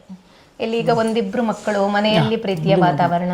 ಹೌದು, ಮಕ್ಕಳು ಈಗ ಎಂತ ಗೊತ್ತಿಲ್ಲ, ಮಕ್ಕಳು ಇವತ್ತು ಏನ್ ಹೇಳಿದ್ರು ಅದು ಕೂಡಲೇ ಅವರಿಗೆ ತಕ್ಷಣ ಕೊಡಬಾರ್ದು. ಒಂದೆರಡು ದಿವಸ ತಡೆ ಮಾಡಿ ಕೊಡ್ಬೇಕು, ಕಾಯ್ಬೇಕು ಅವರು. ಹೌದು, ಅದರ ಪ್ರಾಮುಖ್ಯತೆಯನ್ನು ಅರ್ಥ ತಗೊಳ್ಬೇಕು ಅಂತ. ಅವ್ರು ಕೇಳಿದ ಕೂಡಲೇ ನಾವು ಕೊಡಬಾರ್ದು, ಅಥವಾ ಅವ್ರು ಕೇಳಿದ ಕೆಲವು ನಾವೇ ನಮ್ಮ ಒಂದು ಪ್ರತಿಷ್ಠೆಗಾಗಿ ಅವ್ರಿಗೆ ಏನೇನು ಕೊಡ್ತೇವೆ ಅದು ಸಹ ಮಾಡಬಾರ್ದು. ಅವರಿಗೆ ಅಗತ್ಯ ಅವರು ಕೇಳಬೇಕು, ನಮಗೆ ಇಂಥದ್ದು ಬೇಕು ಅಂತ ಮಕ್ಕಳು ಕೇಳಬೇಕು. ಕೇಳಿದ ಮೇಲೆ ಸಹ ಒಂದು ದಿನ ಆದರೂ ಸಹ ಅವರನ್ನು ಕಾಯಿಸ್ಬೇಕು. ಅಂದ್ರೆ ನಾನು ಹೇಳುದು, ಸುಲಭದಲ್ಲಿ ಯಾವುದು ಸುಲಭದಲ್ಲಿ ಸಿಕ್ಕಿದ್ದು ಅದಕ್ಕೆ ಶಾಶ್ವತ ಅಲ್ಲ, ಅದಕ್ಕೆ ಬೆಲೆ ಇಲ್ಲ ಯಾವಾಗ ಸಹ. ಆಗ ಅವರು ಸ್ವಲ್ಪ ತಾಳ್ಮೆ ಬರ್ತದೆ. ಈಗ ಮಕ್ಕಳಿಗೆ ತಾಳ್ಮೆ ಎಂಬುದೇ ಇಲ್ಲ. ಮತ್ತೆ ಮಕ್ಕಳು ಮೊದಲು ಮನೆ ತುಂಬ ಮಕ್ಕಳಂದ್ರೆ ಇರುವಾಗ ದೊಡ್ಡ ಮಕ್ಕಳು ಚಿಕ್ಕ ಮಕ್ಕಳನ್ನು ಏನ್ ಮಾಡ್ತಿತ್ತು, ಅವರನ್ನು ಹೊಂದಿಸಿಕೊಂಡು ಅವರ ಕೈಯಿಂದ ಪೆಟ್ಟು ತಿಂದು ಇವರಿಗೆ ಪೆಟ್ಟು ಕೊಟ್ಟು ಹಾಗೆ ಬೆಳೀತಿದ್ರು. ಮತ್ತು ಇತ್ತು, ಹಂಚಿಕೊಂಡು ಸಹ ತಿಂತಿದ್ರು. ಅದು ಒಬ್ಬನೇ ತಿನ್ಬೇಕು ಅಂತ ಹೇಳುವಂತ ಭಾವನೆ ಅವರಿಗೆ ಬರ್ತಿರ್ಲಿಲ್ಲ. ಈಗ ಹಾಗಿಲ್ಲಲ್ಲ, ನಾನು ನನ್ನ ಮನೆ ಒಂದು ಮಗು ಅಷ್ಟೇ. ಹೌದು, ಶಿಕ್ಷಕರು ಕೂಡ ಅಷ್ಟೇ. ಮೊದಲಿನ ಶಿಕ್ಷಕರು ಹೇಗೆ ಶಾಲೆಯೇ ಒಂದು ಜೀವನ ಅನ್ನೋ ತರ ಪ್ರೀತಿಸ್ತಾ ಇದ್ರು, ಅದೇ ನನ್ನ ಮನೆ ಅನ್ನೋ ತರ ಪ್ರೀತಿಸ್ತಾ ಇದ್ರು.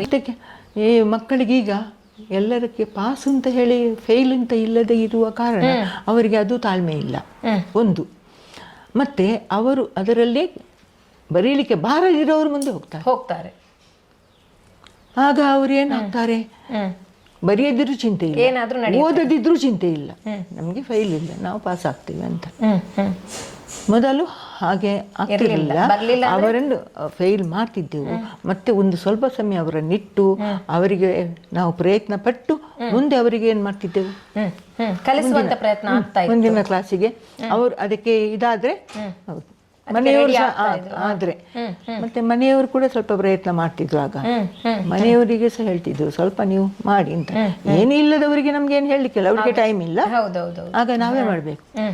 ಕೆಲವು ಶಾಲೆ ಬಿಟ್ಟ ಮೇಲೆ ನಾನು ನಿಂತು ಅಕ್ಷರ ಗೊತ್ತಿಲ್ಲದ ಕೆಲವು ಮಕ್ಕಳು ಇರ್ತಿದ್ದು, ನಮ್ಮ 3ನೇ 4ನೇಗೆ ಬಂದವರಿಗೆ ಕೂಡ ಅಕ್ಷರ ಬರೀಲಿಕ್ಕೆ ಗೊತ್ತಿಲ್ಲ, ಅವರಿಗಾಗಿ ಸ್ವಲ್ಪ ಸಮಯ, ಅಂದರೆ ನನಗೆ ಮನೆ ಹತ್ತಿರ ಇತ್ತು ಶಾಲೆ, ಹಾಗಾಗಿ ಕಲಿಸಿ ಸ್ವಲ್ಪ ಹೊತ್ತು ನಮ್ಮ HM ಇರುವಷ್ಟು ಸಮಯ ನಾನು ಸಹ ಕ್ಲಾಸಲ್ಲಿ ನಿಂತು ಅವರು ಬಾಗಿಲು ಹಾಕಿ ಹೋಗುವಾಗ ನಾನು ಸಹ ಹೋಗ್ತಿದ್ದೆ ಅವರಿಗೆ ಸ್ವಲ್ಪ ಕಲಿಸಿ. ನಿಮ್ಮ ಸೇವಾ ಅವಧಿಗಿಂತ ಹೆಚ್ಚಾಗಿ ಕೂಡ ನಿಲ್ತಾ ಇದ್ರಿ ನೀವು. ಅಂದರೆ ಅದು ಇಲ್ಲದ ಮಕ್ಕಳಿಗೆ, ಅವರಿಗೆ ಮನೆಯಲ್ಲಿ ಸಹ ಹೇಳಿಕೊಡುವವರಿಲ್ಲ, ಮನೆಯಲ್ಲಿ ಸಹ ಅವರಿಗೆ ಹೇಳುವವರಿಲ್ಲ ಅಂತ ಮಕ್ಕಳಿಗೆ ನಾನು ಅವರಿಗೆ ನಿಂತು ಸ್ವಲ್ಪ ಕಲಿಸ್ತಿದ್ದೆ.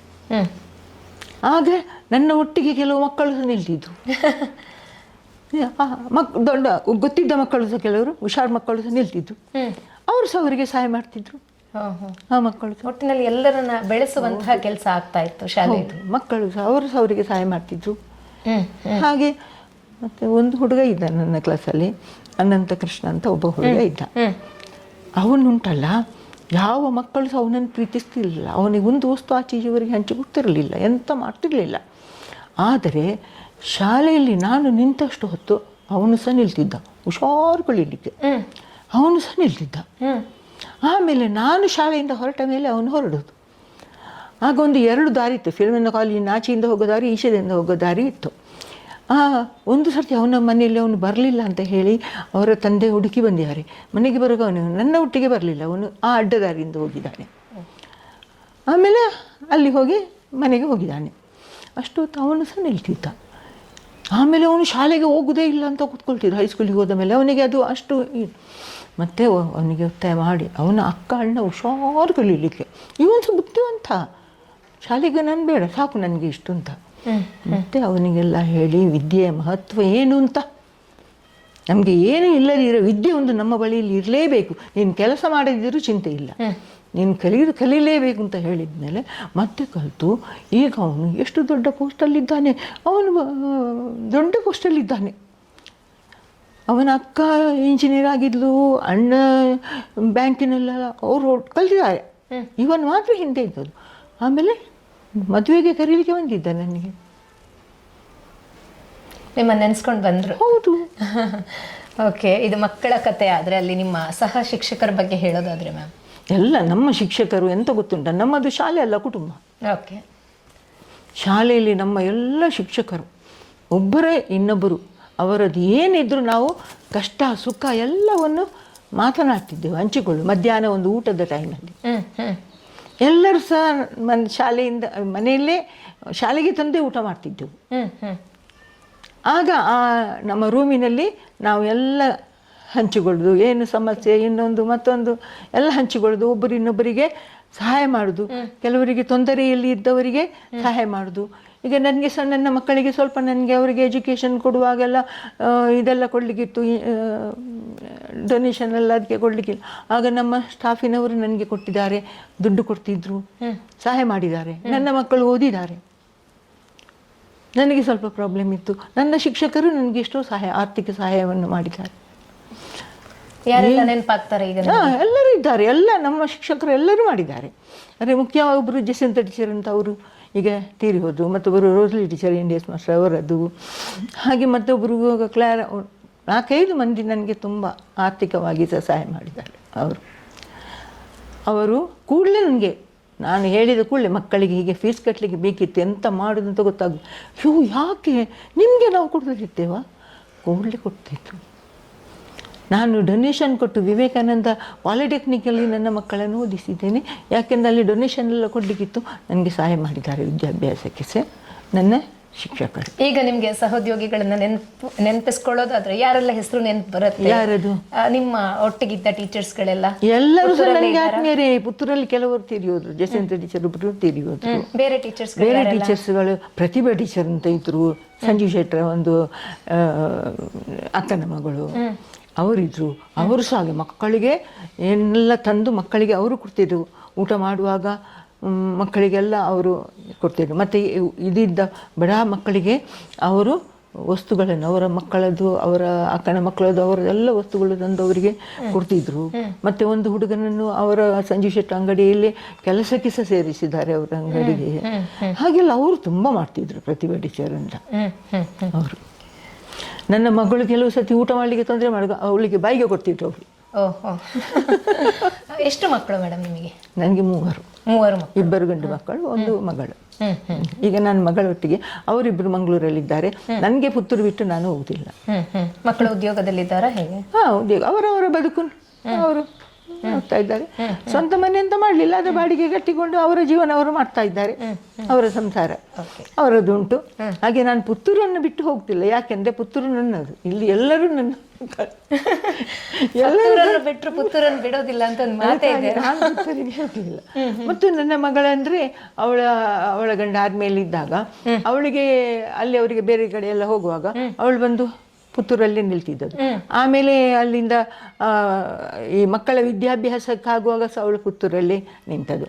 ಹಾಗೆ ಅವಳ ಒಟ್ಟಿಗೆ ಅವಳ 2 ಮಕ್ಕಳನ್ನು ನೋಡಿಕೊಂಡು ಎಲ್ಲ ಮಾಡುವಾಗ ಅದಕ್ಕಾಗಿ ನಾನೇ. ಹೌದು, ಅದ್ರ ಜೊತೆಗೆ ಇನ್ನೊಂದು ಕೇಳಬೇಕು ನಾನು, ಇಲ್ಲಿ ಪುತ್ತೂರು ಜಾತ್ರೆ ಹೇಗೋ ಲಿಟಲ್ ಫ್ಲವರ್ನ ಒಂದು ಸ್ಕೂಲ್ ಡೇ ಅನ್ನೋದು ಕೂಡ ಅಷ್ಟೇ ಭಾರಿ ವಿಜೃಂಭಣೆಯಿಂದ ನಡೀತಾ ಇತ್ತಂತೆ ಅಂತ. ಆ ಸ್ಕೂಲ್ ಡೇ ಸಮಯ ಉಂಟಲ್ಲ, ನಮ್ಮ ಹಳೆ ವಿದ್ಯಾರ್ಥಿಗಳ ಸೇವೆ ಎಂಬುದು ಅದು ಹೇಳಲಿಕ್ಕೆ ಸಾಧ್ಯ ಇಲ್ಲ. ಆ ಶಾಲೆ ಇವತ್ತು ಹಳೆ ವಿದ್ಯಾರ್ಥಿಗಳ ನೆರವಿನಿಂದಲೇ ಅಷ್ಟು ಮೇಲೆ ಏರಿದೆ. ಅದು ಕಂಬ. ಅವರು ರಾತ್ರಿ ಹಗಲು ಸ್ಟೇಜಲ್ಲೇ ಮಲಗಿದ್ದು ಇದೆ. ಎಲ್ಲ ಕೆಲಸ ಮಾಡಿಕೊಂಡು ಅವರ ಇದ್ದ ಕೆಲಸಗಳನ್ನು ಬಿಟ್ಟು ಎಲ್ಲ. ಮತ್ತು ಮಕ್ಕಳಿಗೆ ಪ್ರಾಕ್ಟೀಸ್ ಇನ್ನೊಂದೆಲ್ಲ ರಾತ್ರಿ ಬಂದು ನಿಂತು ನಾಟಕ ಪ್ರಾಕ್ಟೀಸ್ ಇನ್ನೊಂದು ಅದೆಲ್ಲ ಆಗ್ತಿತ್ತು. ಒಂದು 8 ಗಂಟೆಯ ತನಕ. ಅಂದರೆ ಅವರೆಲ್ಲ ಜಾಬಲ್ಲಿರೋರು ಬಂದು ಮಾಡ್ತಿದ್ದರು. ಆ ಹಳೆ ವಿದ್ಯಾರ್ಥಿಗಳೆಂದರೆ ಅವರು ಹುಲಿಗಳು. ಭಾರಿ ಅವರ ತ್ಯಾಗ.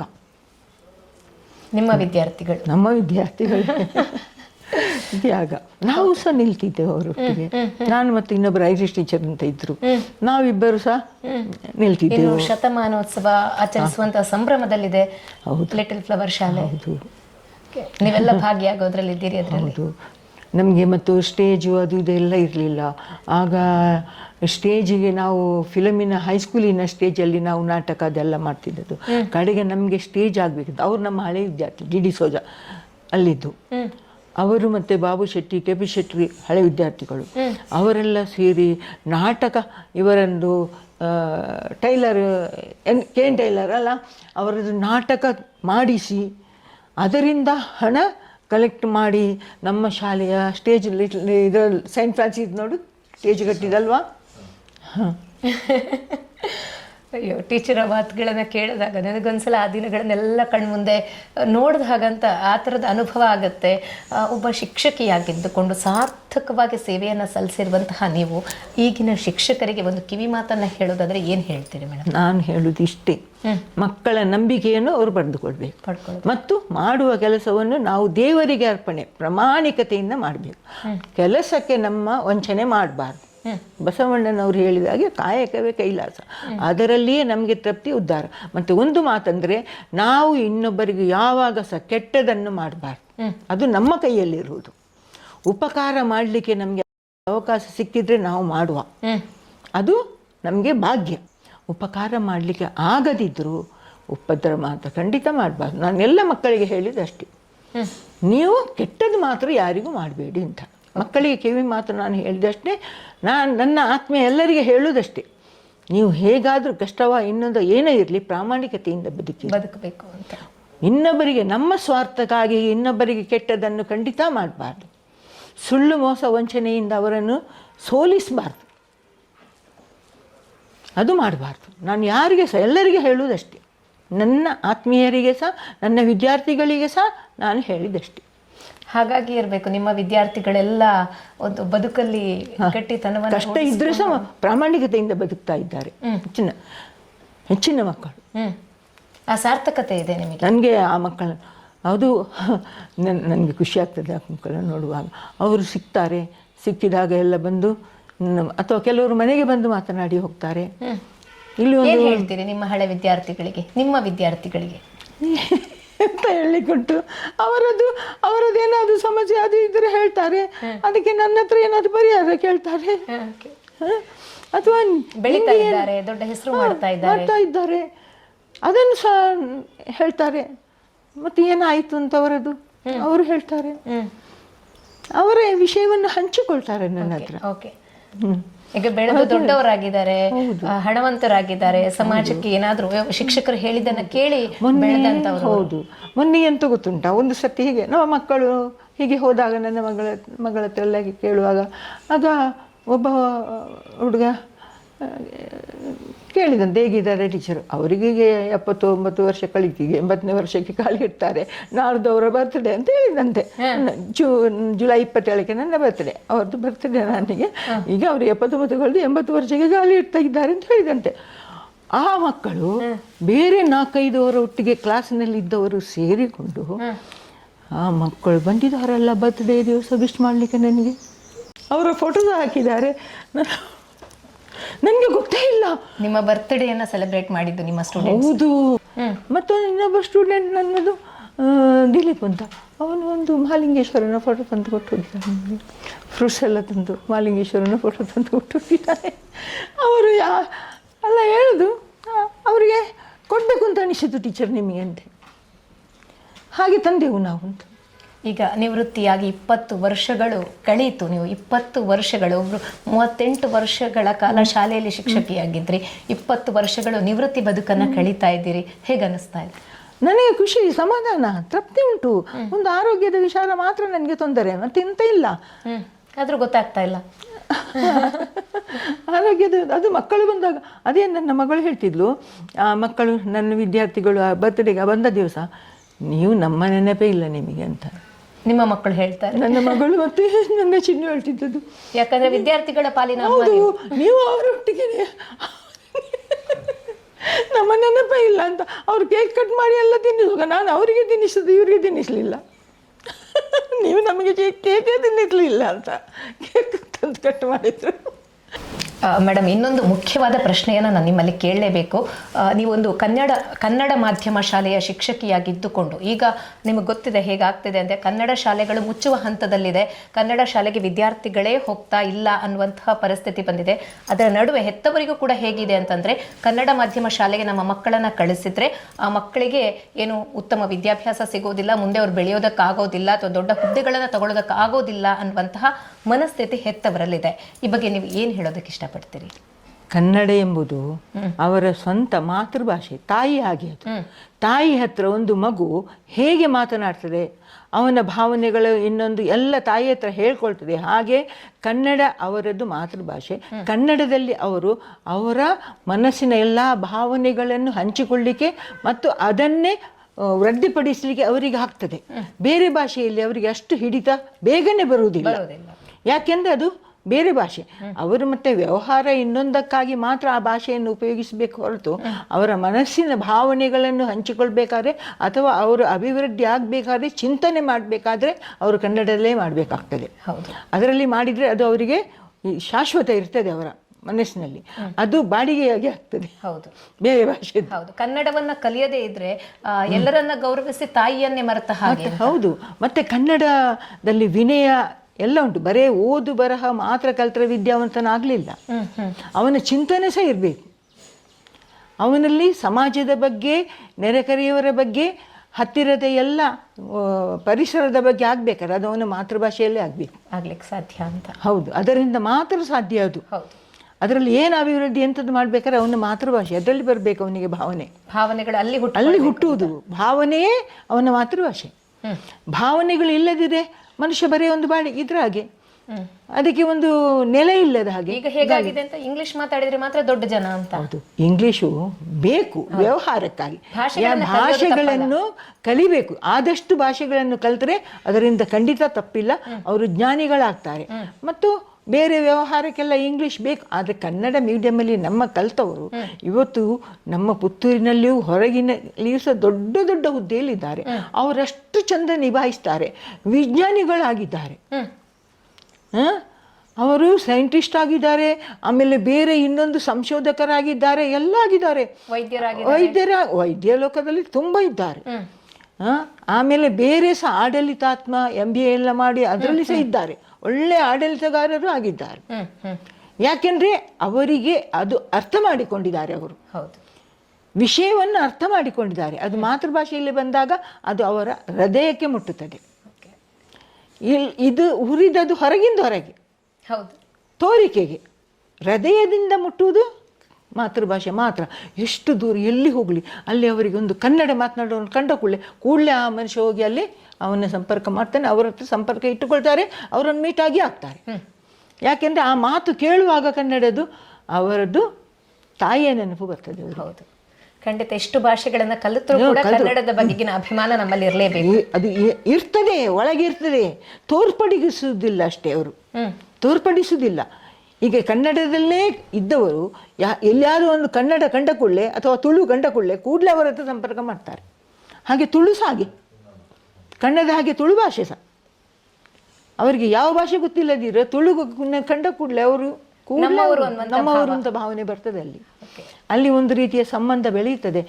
ಅವರು ಅನ್ನೋನ್ ಪರ್ಸನ್ ಆಗಿದ್ರೆ ಕೂಡ ಅವರು ಆತ್ಮೀಯರಾಗ್ತಾರೆ ಭಾಷೆಯ ಮುಖಾಂತರ. ನಮಗೆ ಯಾಕಂದ್ರೆ ಇಲ್ಲಿ ಇರುವಾಗ ಅದರ ಬೆಲೆ ಗೊತ್ತಾಗೋದಿಲ್ಲ, ಇನ್ನೊಂದು ಕಡೆಗೆ ಹೋದಾಗ, ಇನ್ನೊಂದು ದೇಶಕ್ಕೆ ಹೋದಾಗ ನಮ್ಮವರು ಅನ್ನುವಂತ ಭಾವ. ಹೌದು, ಅಲ್ಲಿ ಅವರಿಗೆ ಆ ಸ್ವರ ಕೇಳಲಿಕ್ಕೆ ಕಾಯ್ತಾರೆ. ಆ ಸ್ವರ ಯಾರು, ಅವರು ಯಾರ ಏನೋ ಯಾವ ಮಟ್ಟದಲ್ಲಿ ಇದ್ದಾರೆ ಅಂತ ನೋಡುವುದಿಲ್ಲ. ಅವರು ಕೂಡಲೇ ಅವರನ್ನು ಸಂಪರ್ಕಿಸ್ತಾರೆ, ಅವರ ಹತ್ರ ಒಂದು ಸಂಬಂಧ ಇಟ್ಟುಕೊಳ್ತಾರೆ, ಸಂಪರ್ಕ ಇಟ್ಟುಕೊಳ್ತಾರೆ. ಯಾಕೆಂದರೆ ಅದು ಮಾತೃ, ಅವರ ಅಂತರಂಗದ ಭಾಷೆ, ಅದು ರಕ್ತದಲ್ಲೇ ಬಂದದ್ದು. ಹೌದು, ಖಂಡಿತ. ಅದಕ್ಕೆ ಬೆಲೆ ಕಟ್ಟಲಿಕ್ಕೆ ಯಾರಿಗೂ ಸಾಧ್ಯ ಇಲ್ಲ. ಅದನ್ನು ಮಾತ್ರ ಮರಿಬಾರ್ದು. ಅದರೊಟ್ಟಿಗೆ ಬೇರೆ ಎಷ್ಟು ಸಹ ಭಾಷೆ ಕಲೀಲಿ, ಬೇರೆ ಎಷ್ಟು ಸಹ ಭಾಷೆ ಕಲೀಲಿ, ಆದರೆ ಅದನ್ನು ಮರಿಬಾರ್ದು. ಅದೇ ಒಂದು 3ನೇ 4ನೇ ತನಕ ಆದರೂ ಅವರಿಗೆ ಕನ್ನಡ ಬೇಕು. ಹೌದು. ಆಮೇಲೆ 5ನೇ ನಂತರ ಅವರು ಬೇರೆ ಭಾಷೆಗಳನ್ನು ಅವರಿಗೆ ಕಲೀಲಿ. ಅಷ್ಟು ತನಕ ಕಲಿತರೆ ಸಾಕು, 4ನೇ ತನಕ ಕಲಿತರೆ ಸಾಕು, ಅವರ ಕನ್ನಡ ಗಟ್ಟಿ ಆಗ್ತದೆ ಅಂತ. ಅಷ್ಟು ತನಕ ಆದರೂ ಕನ್ನಡ ಮೀಡಿಯಂ ಬೇಕು. ತಾಯಿಯನ್ನು ಧಿಕ್ಕರಿಸಿ ಇನ್ನೇನು ಆಗಲಿಕ್ಕೆ ಸಾಧ್ಯ ಇಲ್ಲ. ತಾಯಿಗಿಂತ ಬಂಧು ಇಲ್ಲ, ಉಪ್ಪಿಗಿಂತ ರುಚಿ ಇಲ್ಲ. ಆ ತಾಯಿಯಷ್ಟು ಬಂಧು ಯಾರಿಲ್ಲ. ತಾಯಿ ಯಾರಿಗೆ ಸಹ ಎಂತ ಮಾಡಲಿ, ತನ್ನ ಮಕ್ಕಳಿಗಾಗಿ ಅವರು ಎಂಥ ತ್ಯಾಗ ಸಹ ಅವರನ್ನೇ ಅವರು ಬಲಿಗೆ ಹೋಗ್ತಾರೆ. ಹೌದು, ಹಾಗೆ ಅದು ಆ ತಾಯಿ ಭಾಷೆ. ಕನ್ನಡಿಗರನ್ನ ಕನ್ನಡ ಕಾಪಾಡುತ್ತೆ. ಖಂಡಿತ. ಎಷ್ಟು ದೊಡ್ಡ ಕುವೆಂಪು, ಇನ್ನು ಅವರು ಕನ್ನಡಿಗರಲ್ವಾ? ರಾಷ್ಟ್ರ ಪ್ರಶಸ್ತಿ, ಇನ್ನೊಂದು ಪದ್ಮಶ್ರೀ, ಇನ್ನೊಂದು ಪ್ರಶಸ್ತಿ ಎಲ್ಲ ಪಡೆದವರೆಲ್ಲ ಕನ್ನಡಿಗರಲ್ಲ ಮೂಲ. ಹೌದು. ಆದ ಕಾರಣ ಅವರಷ್ಟು ಮೇಲೆ ಹೋಗಿದ್ದಾರೆ, ಇಲ್ಲದಿದ್ದು ಆಗ್ತಿರ್ಲಿಲ್ಲ. ಅದು ಎಷ್ಟದು ಕಂಪೌಂಡ್ನ ಹೊರಗಿನ ಭಾಷೆ. ಖಂಡಿತ. ಆಗಲಿ ಟೀಚರ್, ಇಷ್ಟು ಹೊತ್ತು ಸುದೀರ್ಘವಾಗಿ ನಿಮ್ಮ ವೃತ್ತಿ ಬದುಕಿನ ಅನುಭವಗಳು, ನೀವು ಕಲಿಸಿದಂತಹ ವಿದ್ಯಾರ್ಥಿಗಳ ಬಗೆಗೆ, ಹಾಗೆ ನಿಮ್ಮ ಸಾರ್ಥಕ್ಯ ಬದುಕಿನ ಬಗೆಗೆ ಹಲವಾರು ವಿಚಾರಗಳನ್ನು ನಮ್ಮ ಜೊತೆಗೆ ಹಂಚಿಕೊಂಡ್ರಿ.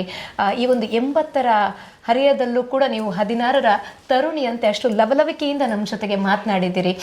ನಿಮ್ಗೆ ಒಳ್ಳೇದಾಗಲಿ ಮೇಡಮ್. ದೇವರು ನಿಮ್ಮನ್ನು ಆರೋಗ್ಯ ಕೊಟ್ಟು ಕಾಪಾಡಲಿ ಅಂತ ಕೇಳ್ಕೊಳ್ತಾ ಇದ್ದೇವೆ. ಆಶೀರ್ವಾದ ನನಗೆ ದೇವರ ಆಶೀರ್ವಾದದಾಗಿ. ಶುಭ ಹಾರೈಕೆ ಉಂಟಲ್ಲ, ಅದು ದೇವರ ಆಶೀರ್ವಾದದಾಗಿ ಅಷ್ಟೇ.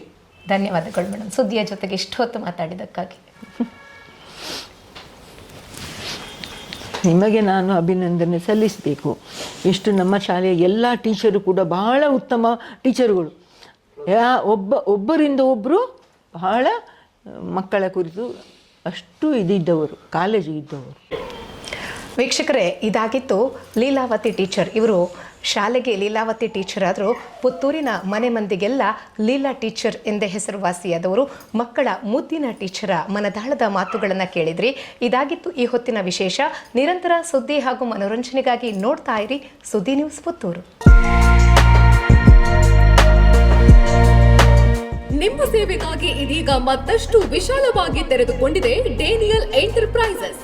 ಒಂದೇ ಸೂರಿನಡಿ ಜನರಲ್ ಸ್ಟೋರ್ ಹಾಗೂ ಫರ್ನಿಚರ್ ಶೋರೂಮ್. ಸ್ವಂತ ತಯಾರಿಕೆಯಲ್ಲೇ ಸಿದ್ಧವಾಗುತ್ತಿದೆ ದೇವರ stand, sofa set, wardrobe, cot set, divan set, dining table, Godrej, ಇನ್ನೂ ಹಲವು.